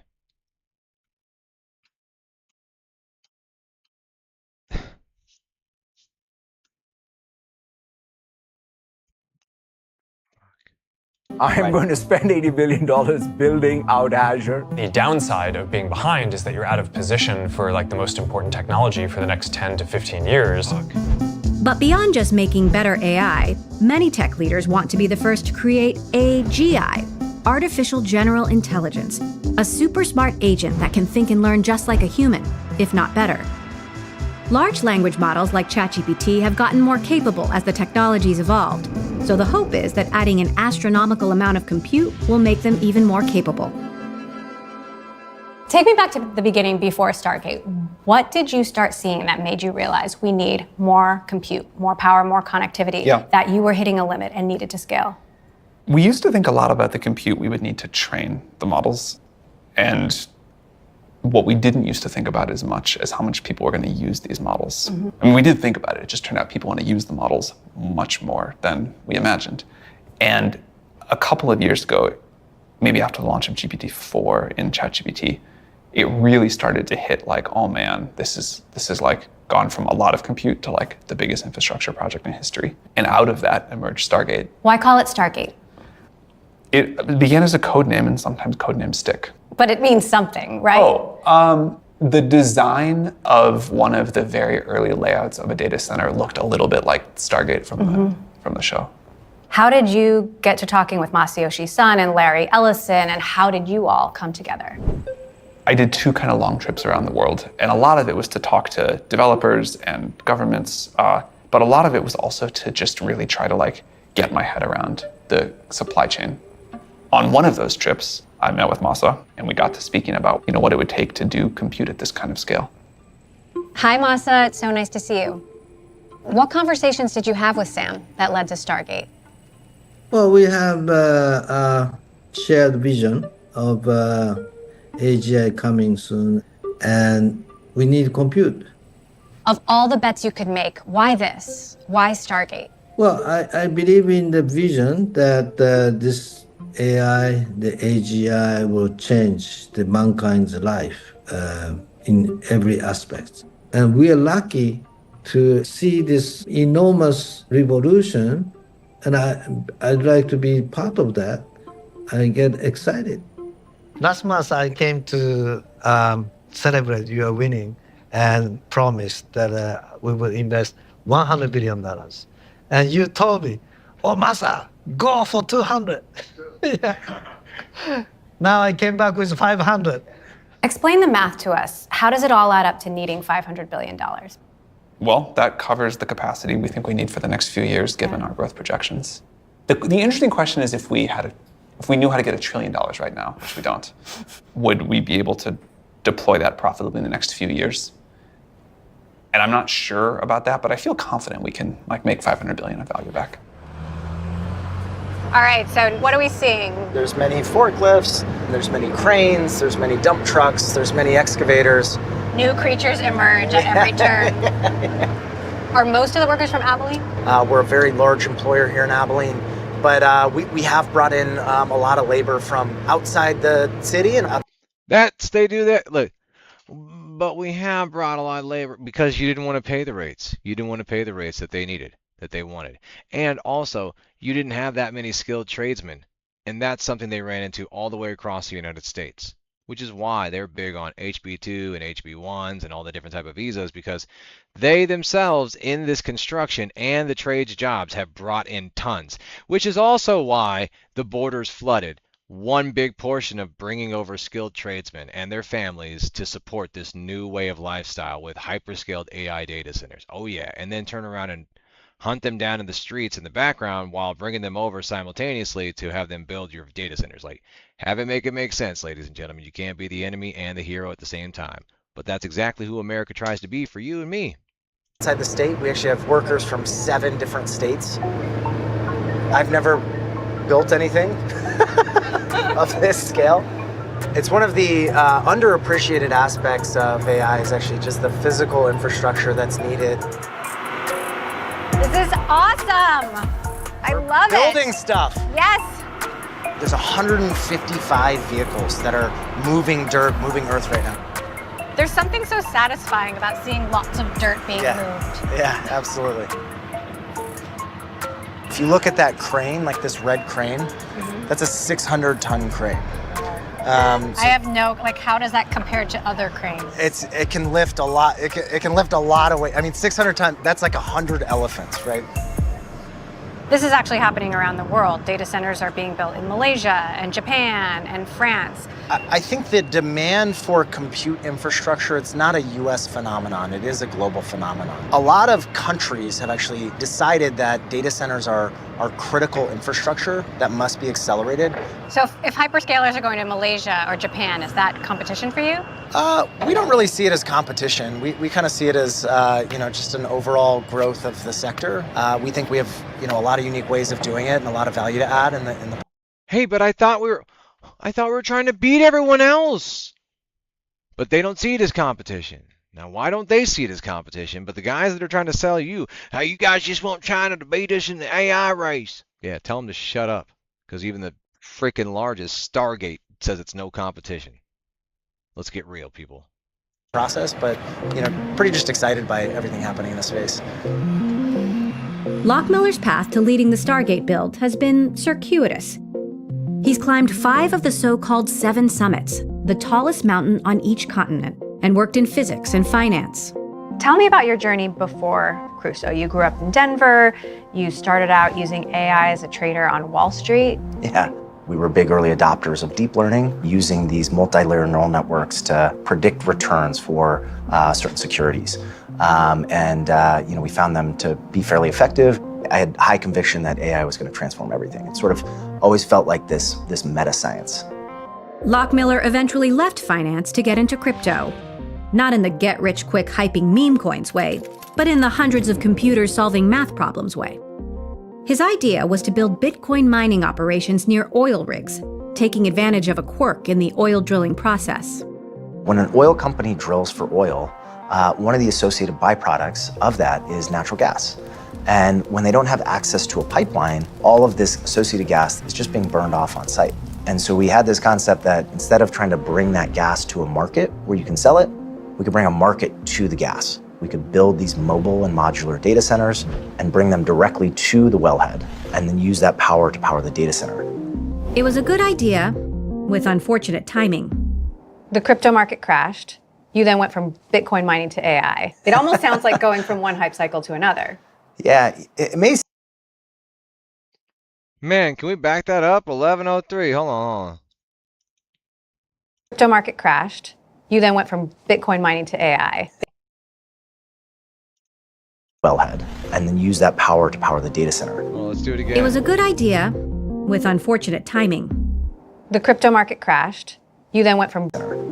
It was a good idea, with unfortunate timing. The crypto market crashed. You then went from Bitcoin mining to AI. It all one hype cycle to another. Bitcoin mining to AI. Crypto market crashed. You then went from Bitcoin mining to AI. It almost sounds like going from one hype cycle. Hey. Sound like a bust going into a bust with nerds running around trying to run investment, swinging into another investment from money that doesn't exist by utilizing coins that were never money to begin with? To another. Yeah, it may seem like that from the outside, but I'll say that from very early on, we had planned to build an AI infrastructure business. So what do Bitcoin mining and AI data centers have in common? Number one, they both consume a tremendous amount of energy. They both consume a tremendous amount of energy. I'll say that from very early on, we had planned to build an AI infrastructure business. From very early on in his crypto mining and mountain climbing frat boy days of being a physics engineer, he had always said they were going to build an... Shut up, nerd. So what do Bitcoin mining and AI data centers have in common? They're using AI data centers to Bitcoin mine and try to increase their wealth.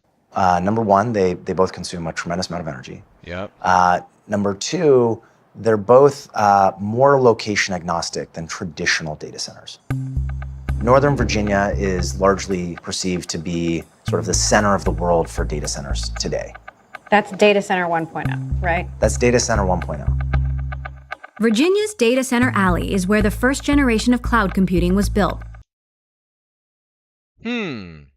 Close to the government agencies that created the original internet. Wow. Those data centers are full of CPUs, basic computer chips that power everyday things like social media, streaming, and the cloud. Stargate, on the other hand, is part of a new era of data. Yo, can we go back real quick? For all these people that keep talking all this is smack. Where the first generation of cloud computing was built, the internet, close to the cell government phone. agencies that created the original internet. Those data centers are full of CPUs, basic computer chips that power everyday things like social media, streaming, and the cloud. Social media, streaming, and the cloud. Also known as not hyperscale data centers, you sons of bitches. That's their words, their technology, the top experts. CPU. Not GPU, not hyperscale data centers. What they're building now, 100% is garbage for them to get ahead in AI. It is not for our internet, not for your cell phone, not for the fucking surfing, not for your backwards records, not for anything that we've already existed since the beginning of internet time, streaming, cloud stream services, and social media. Lawyered. Don't ever fucking say it to me again. Stargate, on the other hand, is part of a new era of data centers full of GPUs, the special advanced chips needed to power AI and do lots of tasks at once. So this is the inside of a data center. This is the inside of a data center under construction. Okay. They're going to be... Very active construction. It is a very active construction site. So you can take them through one of these. Okay, And then yeah, here's yeah. the hallway. Okay. People look like they were working very hard. So if you noticed right there, you might not have. I'll have to back it up. It was right here. Basic computer chips that power everyday. It was the tradesmen who are actually doing all the work, building this empty ass warehouse that's going to be full of computer servers that won't provide a bunch of jobs because they fucking lied to you like I told you they lied. Oh my God. Things like social media. So they're going to show you the tradesmen who are building all the buildings. Then after they're built, there will be no trades jobs. And then we'll have shitloads of tradesmen inside of the states that are freaking jobless and on the fucking systems. Great. Yeah, streaming, and the cloud. Stargate, on the other hand, is part of a new era of data centers full of GPUs, the special advanced chips needed to power AI and do lots of tasks at once. So this is the inside of a data center. This is the inside of a data center under construction. Okay. So he's just walking around trying to like show off, do his little interview and shit, and you'll watch the foreman and or the person who's say, so you can go over here and you can go over there. They're telling Nerd Boy Billionaire he can't be where he is. Why? They're going to be... Very active construction. It is a very active construction site. So you can take them through one of these. Okay, And then yeah, here's yeah. the hallway. See, that would be the real boss on the job site boss. So you could take them down this way, or you could take her over here. Okay, you dumbass billionaire, because you're about to get squashed by a scissor jack or a lift or something else. Like, move over there so I don't have a lawsuit and liability. Thank you. Okay. People look like they were working very hard and fast. People never love when I show up for data center business. No, Why? it's not my area of expertise, and yet I have opinions. And so people are like, okay, leave us alone. It's not their area of expertise. Leave them alone. See, so the tradesmen are essentially running the entire show, which is why you're dealing with unions and tradesmen themselves who have the jobs, and they're looking at me and Allison and anyone else talking against these AI data centers and Masayoshi-san and foreign investment that's taking over an entire Lyon County, Story County, and literally Microsoft, Tesla, and all these damn nerds are running around competing against each other at the behest of you, being subsidized by Nevadans to build these crap-ass data centers that you don't need in the first place. Now it's been proven you don't need them, and then they're going to turn around and sell the shit to you, lie you, gaslight you in your face, bro. You're going to understand this. Go back to these meetings and use this. We are going to go to one of the GPU data halls where there will be a very large cluster. Why are tradesmen think that I'm the enemy? Because I want to end their 2026 until 2032 construction on data centers that are going to be empty, broken, and literally dilapidating and causing contamination everywhere because they don't give a shit. After that, they made their money, right? Of Blackwell GPUs. You now know why the trades think that I'm the enemy. The county and the city who are getting their millions of dollars up front think I'm the enemy. All these people think I'm stepping on their toes. I'm not. I'm protecting the future for the children and the grandchildren. Plain and simple. You're selling them out for quick bucks. Blackwell is the newest AI-optimized chip from NVIDIA. Once the 8 buildings of Project Ludicrous are complete, each of them will hold up to 50,000 chips to be installed by Stargate partner Oracle. Oracle, OpenAI, SoftBank Group. Do these names sound like people you can trust? I'm telling you, they don't. Wow. This is where the GPUs will go. This is where the GPUs are going. I've been waiting for this. This is where the AI factory will be. All right. This is what an AI factory looks like. And it truly is like a factory, but the difference is the end product that gets manufactured here is intelligence. And the sooner this AI factory starts up, the better for OpenAI. In March, the company rolled out a new and improved image generator for ChatGPT, which quickly became almost too popular to handle. I've seen viral moments, but I have never seen anyone have to deal with an influx of usage like this. You added 1 million users in an hour or something like that? Yeah. I mean, more, some hours, but yeah. It was like unprecedented, wild. And also like making an image is not exactly like a low compute task the way we do it with the new image gen. You tweeted that the GPUs were melting you. Yeah, I didn't realize people were gonna take that literally. I mean, I get that it was a joke, but it's They're running very hot, but like the metal is not actually melting. So We had to do a lot of very unnatural things. We had to, borrow compute capacity from research. We had to slow down some other features. Because it's not like we have like hundreds of thousands of GPUs sitting around just like spinning idly. If you have not understood by now exactly what these fools are building. If we had more GPUs, we would be more able to handle demand surges like this. So it's that directly linked? Yeah. More compute means we can give you more AI. So one of the things to just take note of is just the amount of stuff happening overhead. You can kind of see these very large pipes that distribute cold water to the individual chips to cool them down. The water is needed because GPUs run very hot, and keeping them cool typically involves an evaporation process that can consume millions of gallons of water per day. That's raised concerns about the sustainability of this AI boom. The water is needed because GPUs run very hot, and keeping them cool typically involves an evaporation process that can consume millions of gallons of water per day. Concerns about the sustainability. Keeping them cool typically involves an evaporation process that can consume millions of gallons of water per day. Millions of gallons of water per day.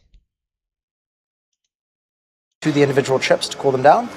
Concerns about the sustainability. Keeping them cool typically involves an evaporation process that can consume millions of gallons of water per day. That can consume millions of gallons of waters per day. You heard it here, folks, from the geniuses that are building the hyperscale AI data centers. How much water does it use? Millions of gallons of water per day. That's raised concerns about the sustainability of this AI boom. With Stargate, though, Crusoe says it's bypassed this problem, using what's called a closed-loop system, which keeps the water permanently encased within pipes. You can put a million gallons in, and then you don't need more forever. Yeah, that's essentially right. We basically fill it one time. That's essentially right, meaning it's not right and he's lying. And then we're done, and that's something we can easily coordinate with the city in terms of, getting 1 million gallons of water one time. It's a far different ask than, asking for 1 million gallons an hour or some other crazy request, which could be the case if you had an open loop. If you have open loop cooler architecture, back it up. Fill it one time, and then we're done, and that's something we can easily coordinate with the city in terms of, getting 1 million gallons of water one time. It's a far different ask than, asking for 1 million gallons an hour. Million gallons an hour. Or some other crazy request, which, asking for 1 million gallons an hour, asking for 1 million gallons an hour, asking for 1 million gallons an hour, asking for 1 million gallons an hour, asking for 1 million gallons an hour. One of the things run permanently encased within pipes. You can put 1 million gallons in, and then you don't need more forever. Yeah, that's essentially right. We basically fill it one time, and then we're done, and that's something we can easily coordinate with the city in terms of, getting 1 million gallons of water one time. It's a far different ask than, asking for 1 million gallons an hour. The case if you had an open loop cooling architecture. Asking for 1 million gallons an hour, asking for 1 million gallons an hour, asking for 1 million gallons an hour, asking for 1 million gallons an hour, asking for 1 million gallons an hour, some other crazy request. Yeah, dude, that's a crazy request, bro. Go figure, 1 million gallons an hour. So once this is all built, what's the grand vision? Yeah, no shit. Give people tools to let them do whatever they're going to do better. People will use it and unleash their creative energy and make all sorts of stuff that you and I love, or some stuff that we don't, or stuff to just entertain themselves. Personally, the area I'm most excited about is AI for scientific discovery. We're not there yet, but we're not far away. I think 2025 will be a world where we have agents do a lot of work, but work of the kind of work, things we already know how to do. I'm hopeful that 2026 will be a big year of really new scientific progress. But in order for that to happen, buildings full of chips aren't enough. You also need energy. Lots and lots of energy. That could be a problem for the climate and a limiting factor in the growth of AI. Sam Altman's been hunting for more compute for a while now, and it seems like energy is a big constraint. Can you explain that? Like, what are the limits? Let me sort of put this in perspective for you. If you look at a data center 20 years ago, an individual rack in the data center would typically be budgeted to consume between like 2 and 4 kilowatts. Today, with the latest and greatest configuration from NVIDIA, we budget 130 kilowatts per rack. So you're talking about almost 2 orders of magnitude increase. To put it another way, asking ChatGPT a question uses about 10 times as much energy as a Google search. It is a complete transformation in terms of the amount of infrastructure required to support this workload. And so that has become the major bottleneck. So AI data centers can't be located just anywhere. You need a location with lots of available power. And West Texas happens to fit the bill. We came to Abilene, honestly, because it's a community that's very rich in low cost and clean energy. A lot of wind development has happened in and around the Abilene region, and what they lack is actually demand for power. That created a massive opportunity for AI, which is so hungry for power in this moment. This is the first 200 megawatt substation. Right over here, there's going to be developed an incremental 1 gigawatt substation. So the total power capacity for the site will be a total of 1.2 gigawatts. All right, so we're talking bigger than a gigawatt. Bigger than a gigawatt, yeah. Everybody seems to want a gigawatt or more these days. If that sounds like a lot, well, it is. Enough to power about 750,000 homes.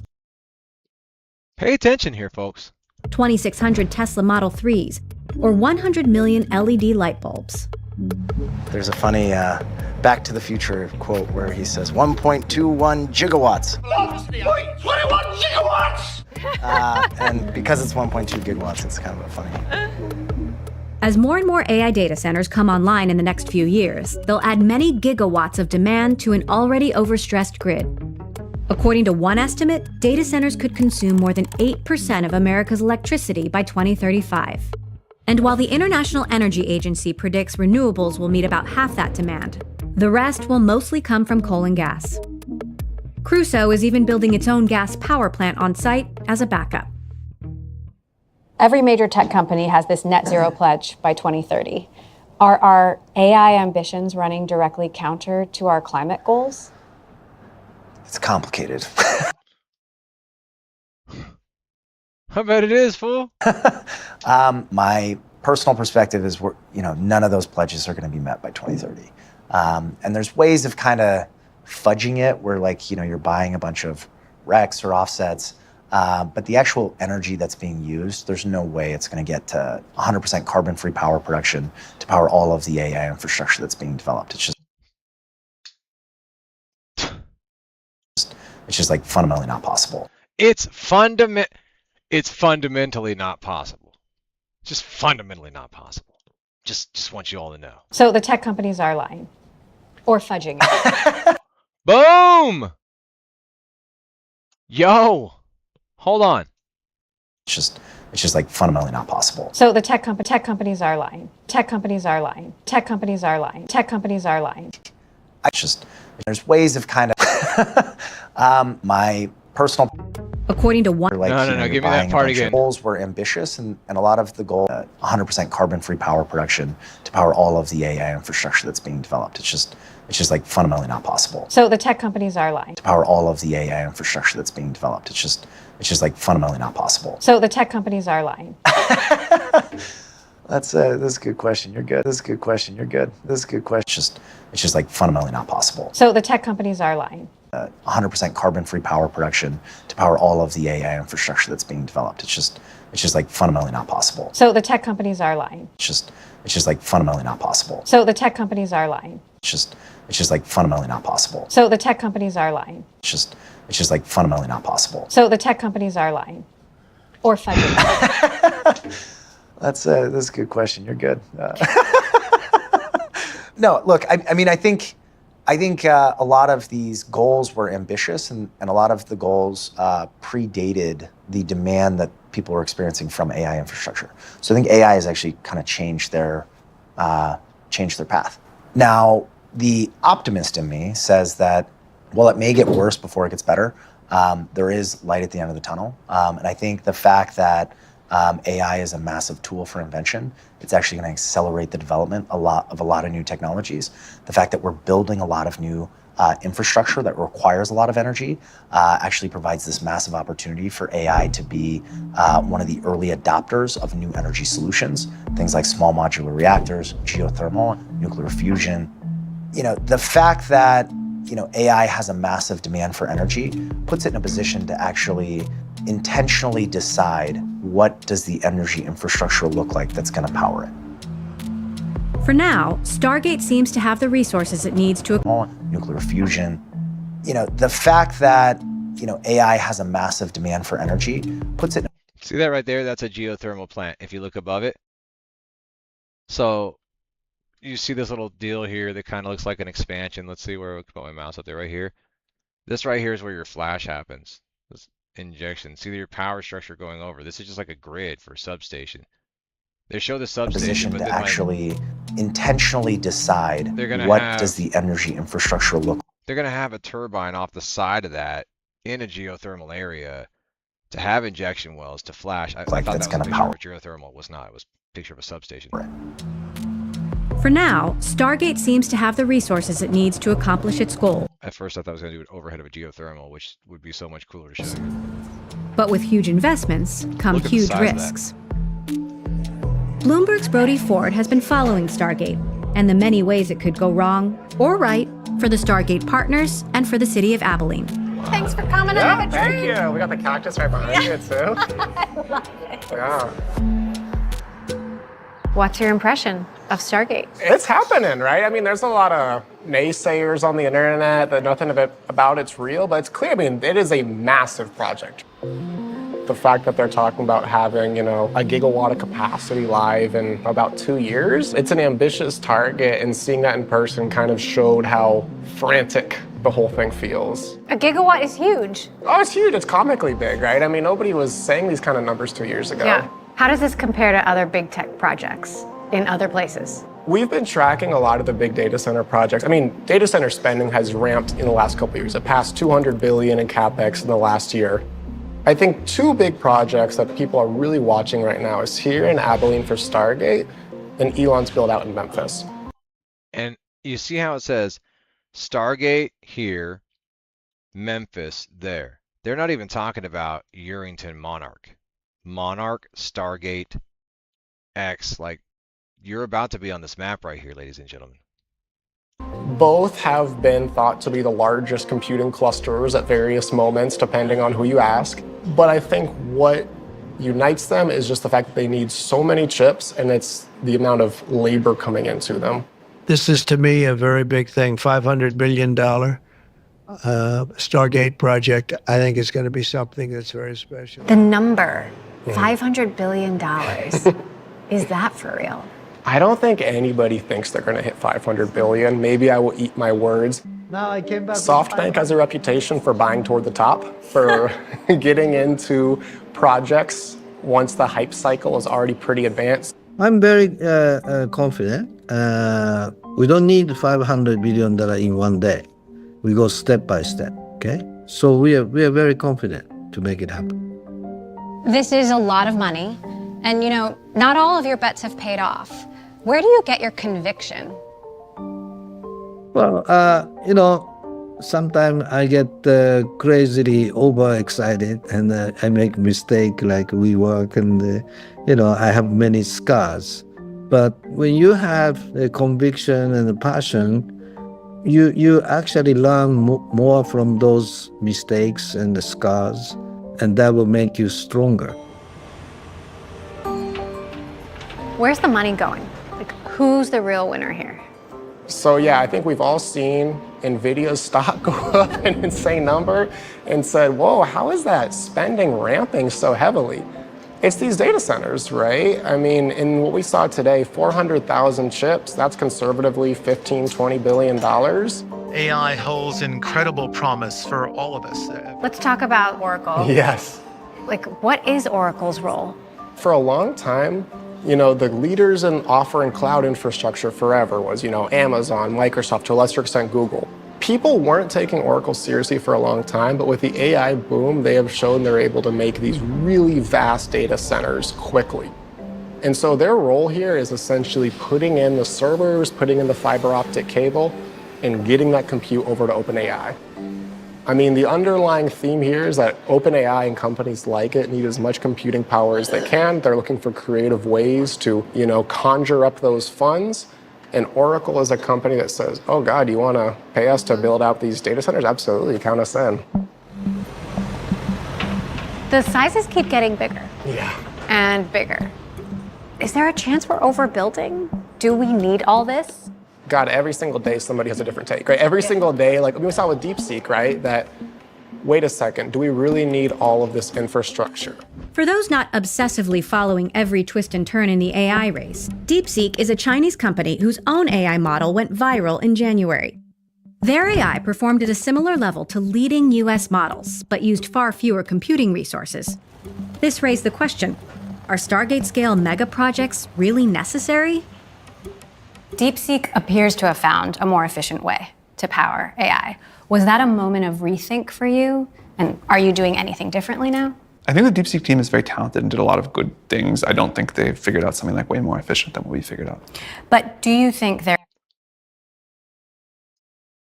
Sam Altman, you nerdy piece of shit. If you carve up my entire United States because your ego and you're upset that DeepSeek outperformed you and you're like, nah, we're just going to keep building these gigantic waste of space pieces of shit subsidized off the backs of the state in which we build, like Nevada, stop and just take your shit and go. Sam, take your shit and go. Masayoshi, take your shit and go. Elon Musk, take your shit and go. Get out of here. Don't want you in here. There is a more efficient way to... Oh, I'm sure. I'm sure. We have made incredible efficiency strides year over year, and I'm sure we'll keep doing that in the future. To power AI. Was that a moment of rethink for you? And are you doing anything differently now?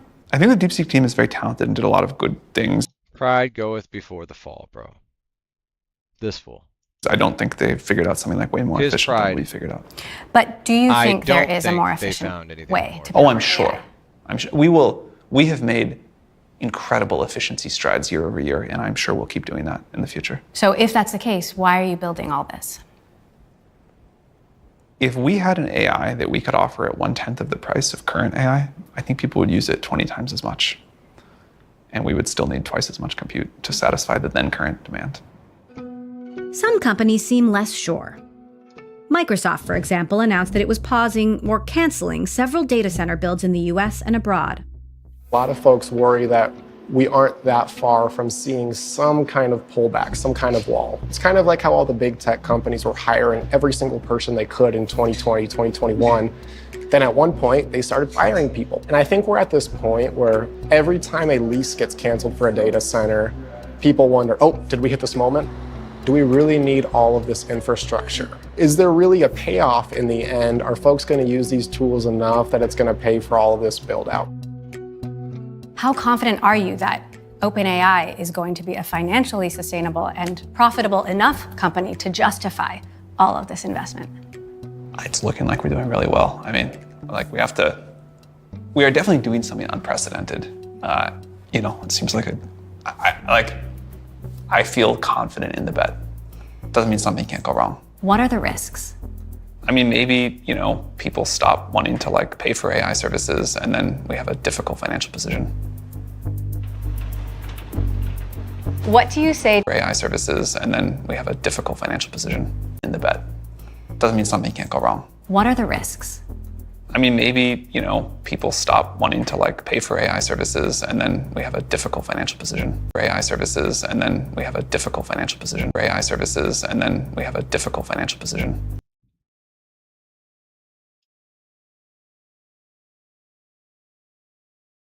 Stop paying for your AI services and they'll have a difficult financial position.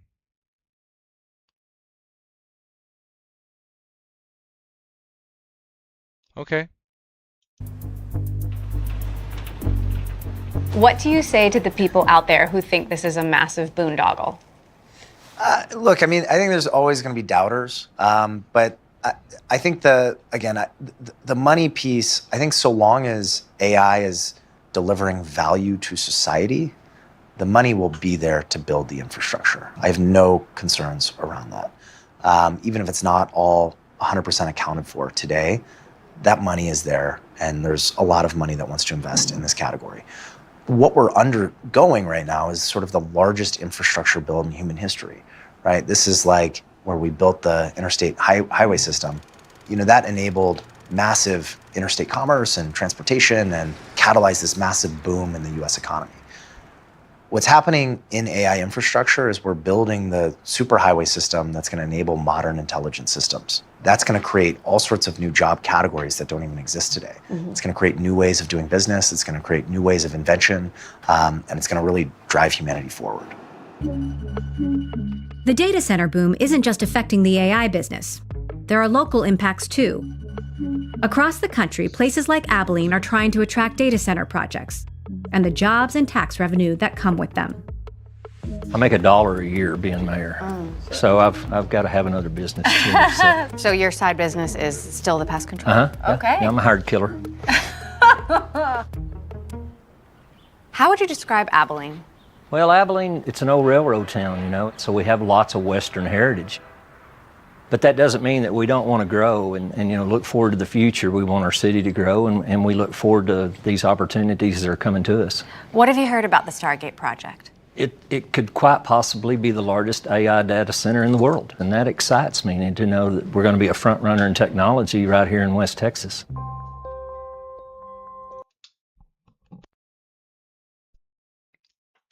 That excites me. What are you going to do? Start tours? Hey guys, come and see what used to be the largest AI data center right here in Abilene, Texas.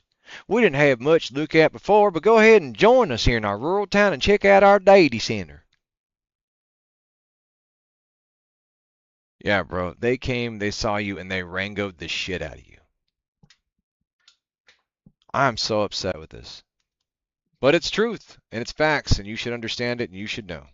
I've spent the last couple of months looking at some of these biggest projects and trying to see what documents we can find. How have these, some of the world's largest, most powerful companies been interacting with these local municipalities?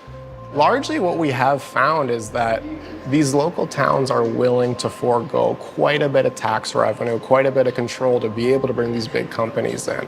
What is Abilene giving up to have Stargate here? So what Abilene agreed to with Stargate with this data center is 85% of tax revenue off the property tax wiped. So they're losing out on 85%. Yeah, I mean, I'm sure they would say, and the developers would say, that you're still getting a lot of property tax revenue, and that's probably true, right?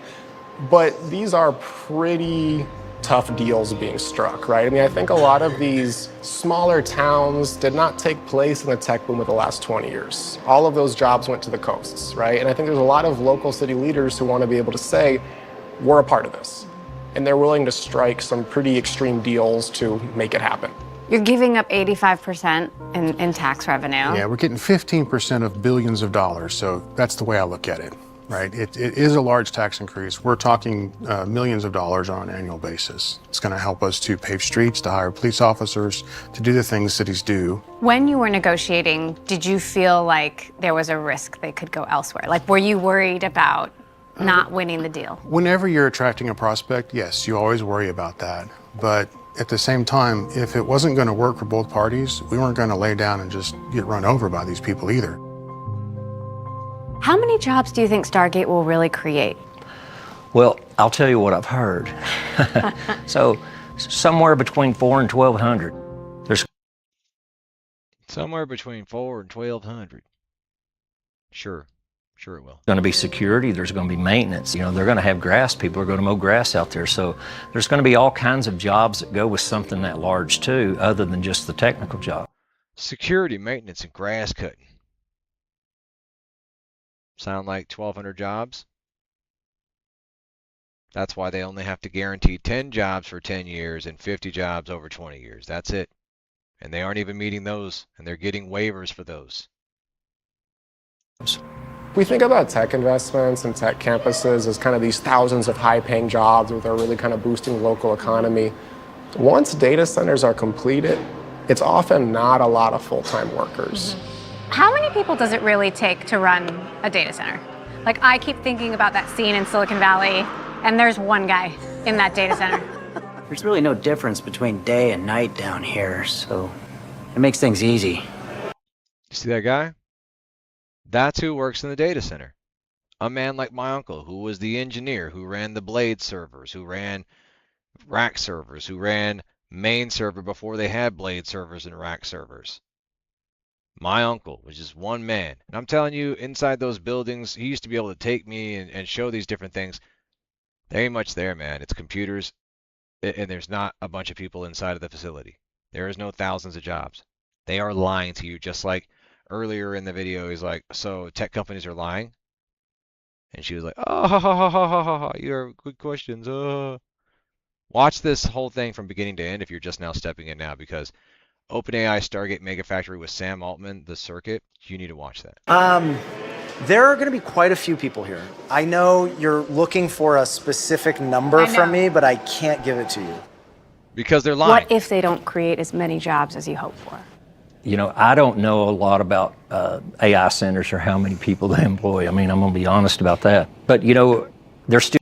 They do know. They've been in production since 1949, from ENIAC to now. It is 70 years old, this technology. They know. They are fucking lying to you. The commissioners lie to your face. The data companies are lying. The people inside commission or zoning, planning, legislative, executive positions, your office, your government, they are lying to your damn face. This is not new. Still building the facility. They're still putting billions of dollars into the economy. And so we're just trusting. You know, we have to have a little trust with these partnerships. Boom! Trust me, bro. What science do you have? AI centers or how many people they employ. I mean, I'm going to be honest about that. But, you know, they're still building the facility. They're still putting billions of dollars into the economy. And so we're just trusting. They're still building the facility. They're still putting billions of dollars into the economy. And so we're just trusting. And so we're just trusting. And so we're just trusting. And so we're just trusting. And so we're just trusting. And so we're just trusting. You know. Have you heard of Stargate? No. Right now, it's... There are going to be... They're still building the facility. They're still putting billions of dollars into the economy. And so we're just trusting. Billions of dollars into the economy. And so we're just trusting. They're still building the facility. They're still putting billions of dollars into the economy. They're just trusting them. And so we're just trusting. You know, we have to have a little trust.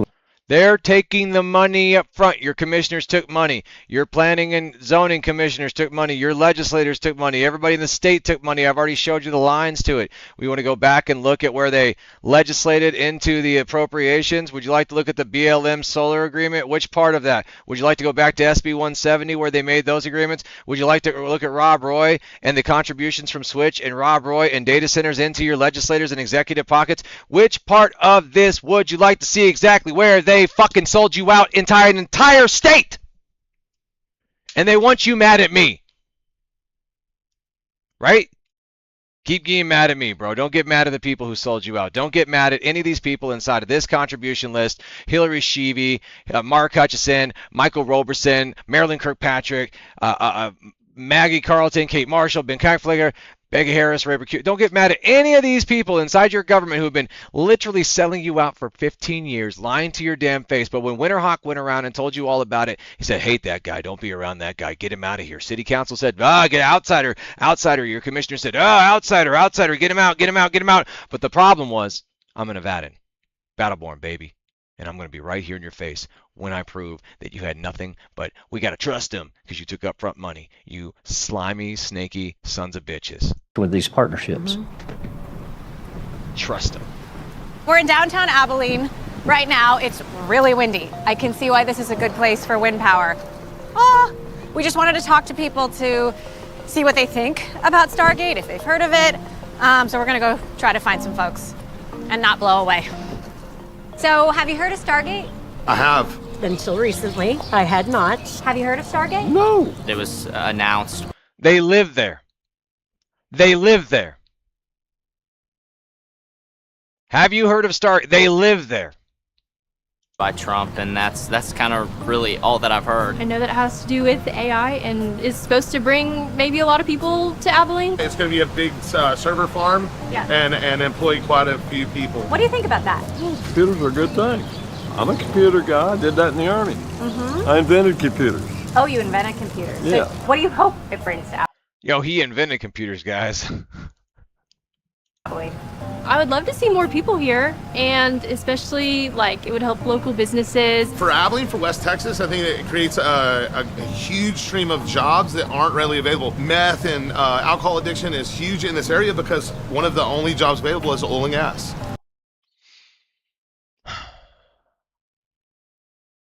One of the only jobs available is mining and agriculture. You know? So we had to bring in this new fine-dangle-bangle business. It's going to help us all grow. Data centers. Guess what? It's fucking not. You got duped. And you're too damn proud to stand up for your damn citizens and Nevadans. But I'm not. I'm right here, and I'm going to make sure that you do, commissioners, city council members, legislators, executive, judges. It's time for you to stand up for Nevadans. And so this adds something different and hopefully breaks some of those cycles. Do you have any concerns about how much power they're going to use or water? And You know, I know that AI takes up a lot of power to use, but I'm not too sure what exactly it'll do to Abilene. I feel like I'm not concerned on that side of things. it's going to use a lot of power. Does that concern That's you? all good. What's wrong with that? Well, it might put some stress on the Abilene grid. Oh, I need to increase the grid then. What do you think about AI? AI has terrified me for 20 years. I think there's so many questions that we don't have answers to when it comes to AI. I think we're biting off way more than we can chew. Do you use AI at all? I actually do use AI, yeah. Our professors at ACU sometimes recommend that we use it. I think it's a good thing. I think it can be used two ways, either creatively or kind of a crutch. So how do you feel about the fact that Abilene's going to be the site of this big development? I love jobs coming to Abilene, but I'm not excited about it. Where are we going and how do you even fight it? The big picture to me is AI is going to take over, and then where are we as humans? You know, it terrifies me. It honestly just terrifies me. Well, mixed reviews. There's definitely a lot of questions. We'll have to see how the project pans out, and it's going to happen over years. So it could be a while before we know for sure. There's this lofty promise that AI data centers are going to create thousands and thousands of jobs. Meantime, AI is destroying jobs elsewhere. Yeah. And I feel like even, there is serious anxiety out there. People are scared. Totally. Even among the best engineers and technologists. You see how he looks down? Like, Sam Altman doesn't give a shit what this reporter's saying, and anything, like, him being open is what's actually shot him in the foot. You go back and watch all these clips, you're going to understand exactly why they're rushing, why they're doing what they're doing, why they have no idea what they're going to be doing, what it's going to cost, they have no idea. God, they're going to run us right into a bust. People are scared. What do you say to those people? AI is for sure going to change a lot of jobs, totally take some jobs away, create a bunch of new ones. Mm-hmm. This is like this is what happens with technology. And in fact, I think if you look at the history of the world, like, that's just been happening for a long time. The thing I think the world is not ready for, like, people have maybe abstractly thought, like, okay, it's going to be a better programmer than me, it's going to be, better at customer support, whatever. I don't think the world has really had the humanoid robots moment yet. Like, the first day you're, like, walking down the street and there's, like, 7 robots that walk past you doing things or whatever, it's going to feel very sci-fi. And I don't think that's very far away from, like, a visceral, like, oh man, this is going to do a lot of things that people used to do. So yeah, it's coming. And we have always tried to just be super honest about what we think the impact may be, realizing that we'll be wrong on a lot of details. Lately, predicting the future of AI seems harder than usual. In a few moments, I will sign a historic executive order instituting reciprocal tariffs. President Trump's tariffs and the increasing volatility of geopolitics have created potential challenges for the AI infrastructure boom. and shaken up the race to dominate AI between the US and China. Technology faces rising costs. Building these data centers just got considerably more expensive. It is very difficult to immediately decouple.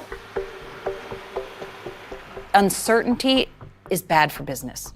Instead of moving forward, people have war rooms about, oh, what's tomorrow going to look like? Former diplomat Anya Manuel and Bloomberg's Shireen Ghaffari have been closely watching how this could impact projects like Stargate. How much does the AI and data center supply chain depend on China? Yeah, so a lot of the materials that are used to build data centers, a lot of those materials actually come from China, right? Aluminum, steel. China's a major manufacturer. That could be an area of impact on raising construction center costs. Now, on the chip side, that's a much bigger, higher cost for these companies, right? And that there's a lot more uncertainty. The most sophisticated chips are manufactured in Taiwan, Korea, Japan, often brought to China to be integrated into all of the electronics that are in all of our pockets.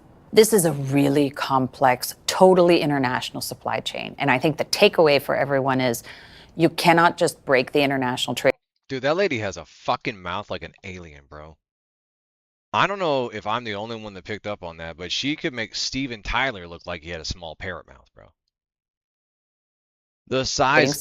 That lady could eat a car, like a fist. And we... Dude, why does she have the... She looks like Pennywise, bro. Cannot be a country that lives in autarky. Look at that. Oh my God, look at her face. Yo, her smile is as wide as her ears, bro. I think that she could lick her ear. Can you lick your ear? We're always going to depend on that woman is a damn devil. On others. What does Stargate mean for the US-China tech race? I think it's one critical step in so many steps. When you look at the race that's on between the US and China, we're in a real race.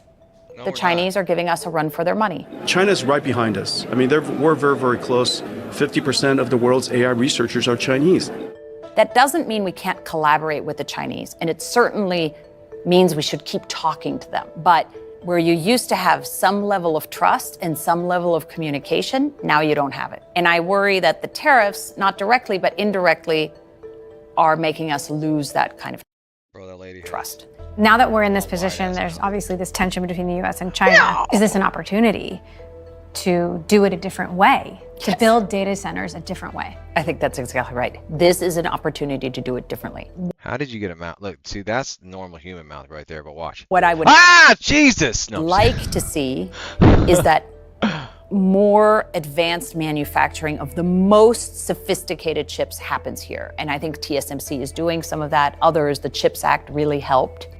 Also, going back to Stargate, those data centers and all of the AI training and the AI inference shouldn't just be happening in the United States. It should be happening in friendly allied countries as well. Iceland, Greenland, the Nordics that have lots of geothermal power should be. Iceland, Greenland. Weren't we talking about having Greenland and Iceland doing all this stuff? And there was all this. So it was all about data centers and chips and chip production. Part of it. Europe should be a part of it. Japan, our friends in Asia, Singapore. There's really an opportunity here to have a community of like-minded countries that are doing this together. Is President Trump alienating many countries that would be our allies in this endeavor? Yes, some of our friends and allies feel a little bit alienated. I hope ultimately that won't be the case. I think increasing... Oh shit, keep alienating them, Trump. Piss them all off if that's what keeps us from doing this shit. And old shark mouth over there from ever getting to the chips. I've never not wanted somebody to get chips as much in my entire life. I hope the old shark mouth McGee never gets another chip. The administration will understand how important our partners are and how much they add to us. And so I actually believe we'll come out okay in the end. Bruh, I don't trust that lady at all. And do not leave your kids with this lady. She looks like she eats children. There are still many questions about where the business of AI is headed. The expense of building and running these data centers makes it tough to turn a profit. OpenAI, for example, makes it tough to turn a profit. So you mean we're gonna have huge ass buildings that suck water and power and energy and don't make profits? Fantastic. Thanks for being honest. Ran a $5 billion loss in 2024. Oh, they only had a $5 billion with a fucking B? It was only a $5 billion loss because they're burning through piles of money and it's not profitable. Okay. And there's no guarantee that simply adding huge amounts of compute will make AI models smart and reliable enough to be truly transformative. Oh, I mean, there's no guarantee? Meaning it's all just, I hope so. So, as solid and substantial as Stargate might seem, it's surrounded by uncertainty I'm feeling pretty about how uncertain. smart AI can get, which bets will pay off, and what kind of future we're creating. The tech industry goes through booms and busts. AI goes through winters and springs. How long is this boom gonna last? I think this boom has quite a bit of legs to it. You just sort of look at the long-term investments that the biggest companies in the world are making in this. And I think, even with things coming out like DeepSeek, I think everybody was pretty unanimous in terms of we're You know what I don't like, dude? Let's finish this up. This guy right here reminds me of Sam Bankman-Fried, and I'll show you who that is. staying the course. What's required for AI to scale is a lot more infrastructure, and there's a bigger risk to underinvestment than overinvestment. If ChatGPT were to discover a Stargate, a futuristic wormhole that we could all travel through, what's on the other side? If ChatGPT could transport us to the future. Yeah. I mean, no one knows, right? Do I think I could have sat here in 1905 and told you what we were about to discover in physics, and that 40 years later we would have an atomic bomb? Definitely not. I think I am way too self-aware of my own limitations to sit here and try to say I can tell you what's on the other side of that wormhole. I have no idea. But net good, yes? Up and down, not better in every way, but yeah, I think Up and to not the better. right. Yeah, up and to the right with some choppiness. Dude, go watch that shit. Shout out to whoever put that story together that allowed me to be able to see these people unveil themselves as the snake oil salesmen that they are. There's nothing more than a hope that they're going to get to something. And for you, look, this is the one that you guys are dealing with, the Carlyle Group. Carlyle Group is a global firm headquartered in Washington, D.C., 475 million. Carlyle Group is who are we? Diversity, inclusion, all this stuff. This Carlyle Group right here, if it's the same Carlyle Group that created Copia Power, yeah. Carlyle agrees to sell Copia Power, a leading power and AI infrastructure platform built from the ground up, to EQT. Hey, that was Thursday, July 20. Look at that. It had just changed hands. That shit just changed hands. What the hell? Today announced that it has agreed to sell Copia Power, a leading U.S. power, to EQT, a purpose-driven global investments organization. Shut up. It just changed hands. They just sold it. Yo, that's crazy. And these are just renderings. This is rendering. This is all rendering. Wow. That, dude, when the hell was that listed? Did you guys know that? Carlyle's ownership, Copia, has grown to more than 100 employees. Less than or more? I can't remember which one that is. More than or less than? About approximately 100 employees, significantly expanded its development activities. Copia expanded its development pipeline, brought 2.6 gigawatts of energy generation and storage assets into operation or construction, established a growth portfolio, co-locating gigawatt scale generation, data center load. Ray Hunger, CEO of Copia Power, said from the outset, focus. Dude, you guys need to be on top of that. So they just changed hands on the Monarch project. That's big. That's a big ass hand change right there. That's the Monarch Data Project in Lyon County, Copia Power. And they just changed hands of ownership literally July 9th, 2026. That's like hella fucking, that's like now. That's pretty crazy, bro. Um,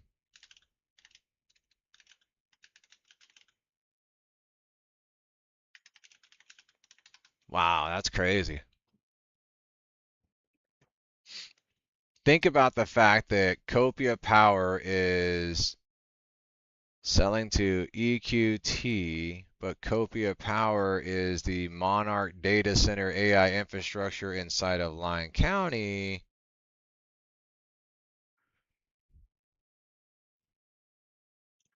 What the hell?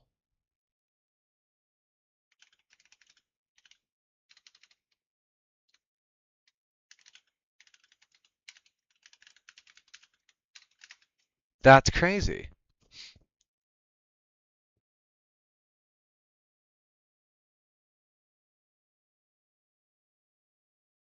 Five days before the vote, Copia Parent announces sale. What does that mean for Lyon County? That's huge, guys. Like, this is crazy right here. I'm gonna put that up there. We're gonna do this. You see me put up a post right now? Nope, it's not on there. I'm putting it up right now on my Facebook. That's nuts. What does that mean? Share it to the stop mega data centers in the Lyon County and the Urington small car. Yeah, there you go. In Lyon County, Nevada, and there you go. Post. Post that right now so everybody can see it, because that's weird. That's crazy. Carlisle Group selling. What does that mean?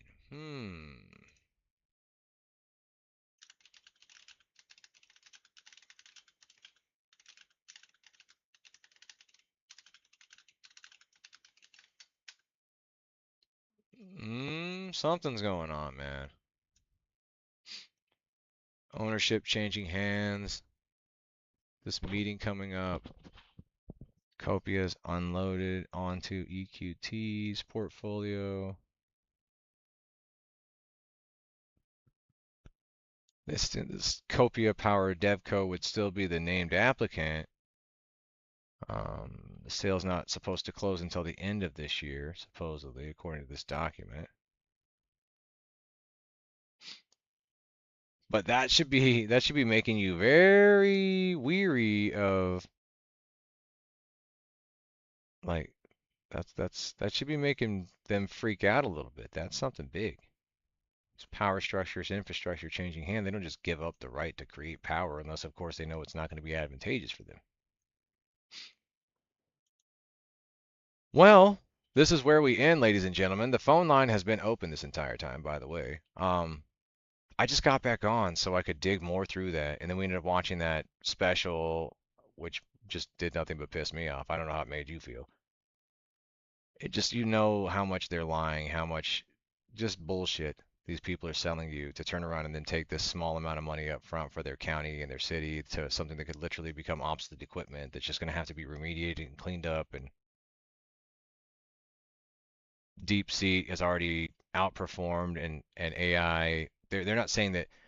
They're saying, oh, we need to beat China by building more data. No. You have to beat China by being more efficient in your application of it, which they're saying they didn't even utilize GPU or the server stacks that these people are using, or the power generation, or any of it, and were able to compete with them. That would be more efficient already right out the gate. That's not even something they have to consider. So now EQT has bought in. This is so crazy, dude. And it's their number one like announcement on their website. Check this shit out. It's literally on their website. EQT. We're taking screenshots because I'm like, I need people to see this shit. This is crazy. And then I'm like trying like my damnedest to get this out to people before this July 14th meeting to be like, look, they're switching hands of ownership. People are literally, there are moves being made here that are serious. Like there's something going on here. And Urington needs to be on top of it. That's exactly where I'm at. Public has been evaluating one ownership structure. Carlisle created Copia, now EQT. Let's acquire it. Crazy.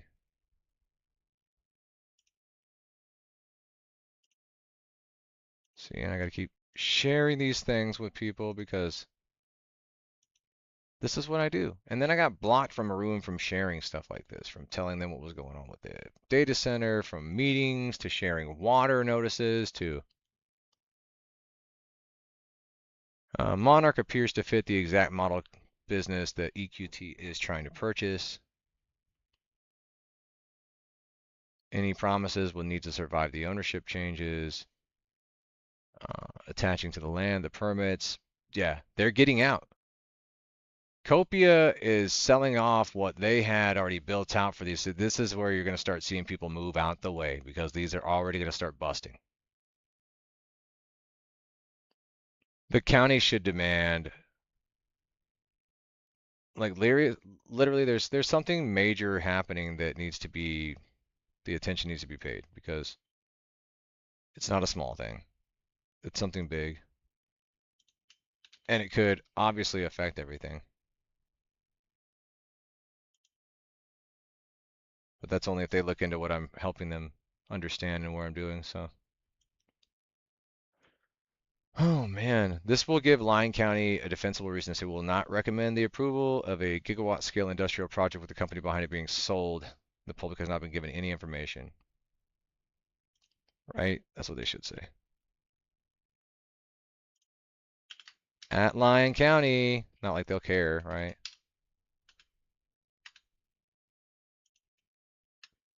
This shit's changing hands. They should be able to be like, yeah, there's something going on. The planning and zoning, something's changed. We need to really talk about it, blah, blah, blah. Like,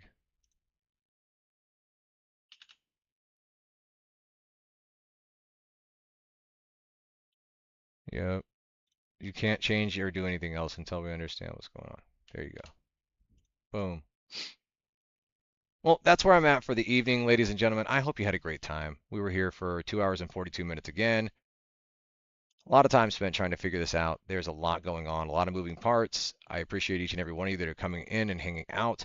To each and every one of you that's out there in Carson, Churchill, Clark, Douglas, Elko, Esmeralda, Eureka, Humboldt, Lander, Lincoln, Lyon, Mineral Nye, Pershing, Story, Washoe, and White Pine County, not just Tuna Sportsbook. I care deeply about all of you, and it's all about talking and getting where we need to get to, because home means Nevada to each and every one of us. And I know it does to you, it does to me, so let's make sure that we're standing up in all these counties for our county, for our city, for our township, for our state, for our fellow Nevadans and our Americans, because we're not going to let billionaire geeks blow up our area just because they want to have faster AI computing for themselves and a better subscription to sell somebody. So it's the end of this. So enough of that. Tell the nerds no. Home means Nevada.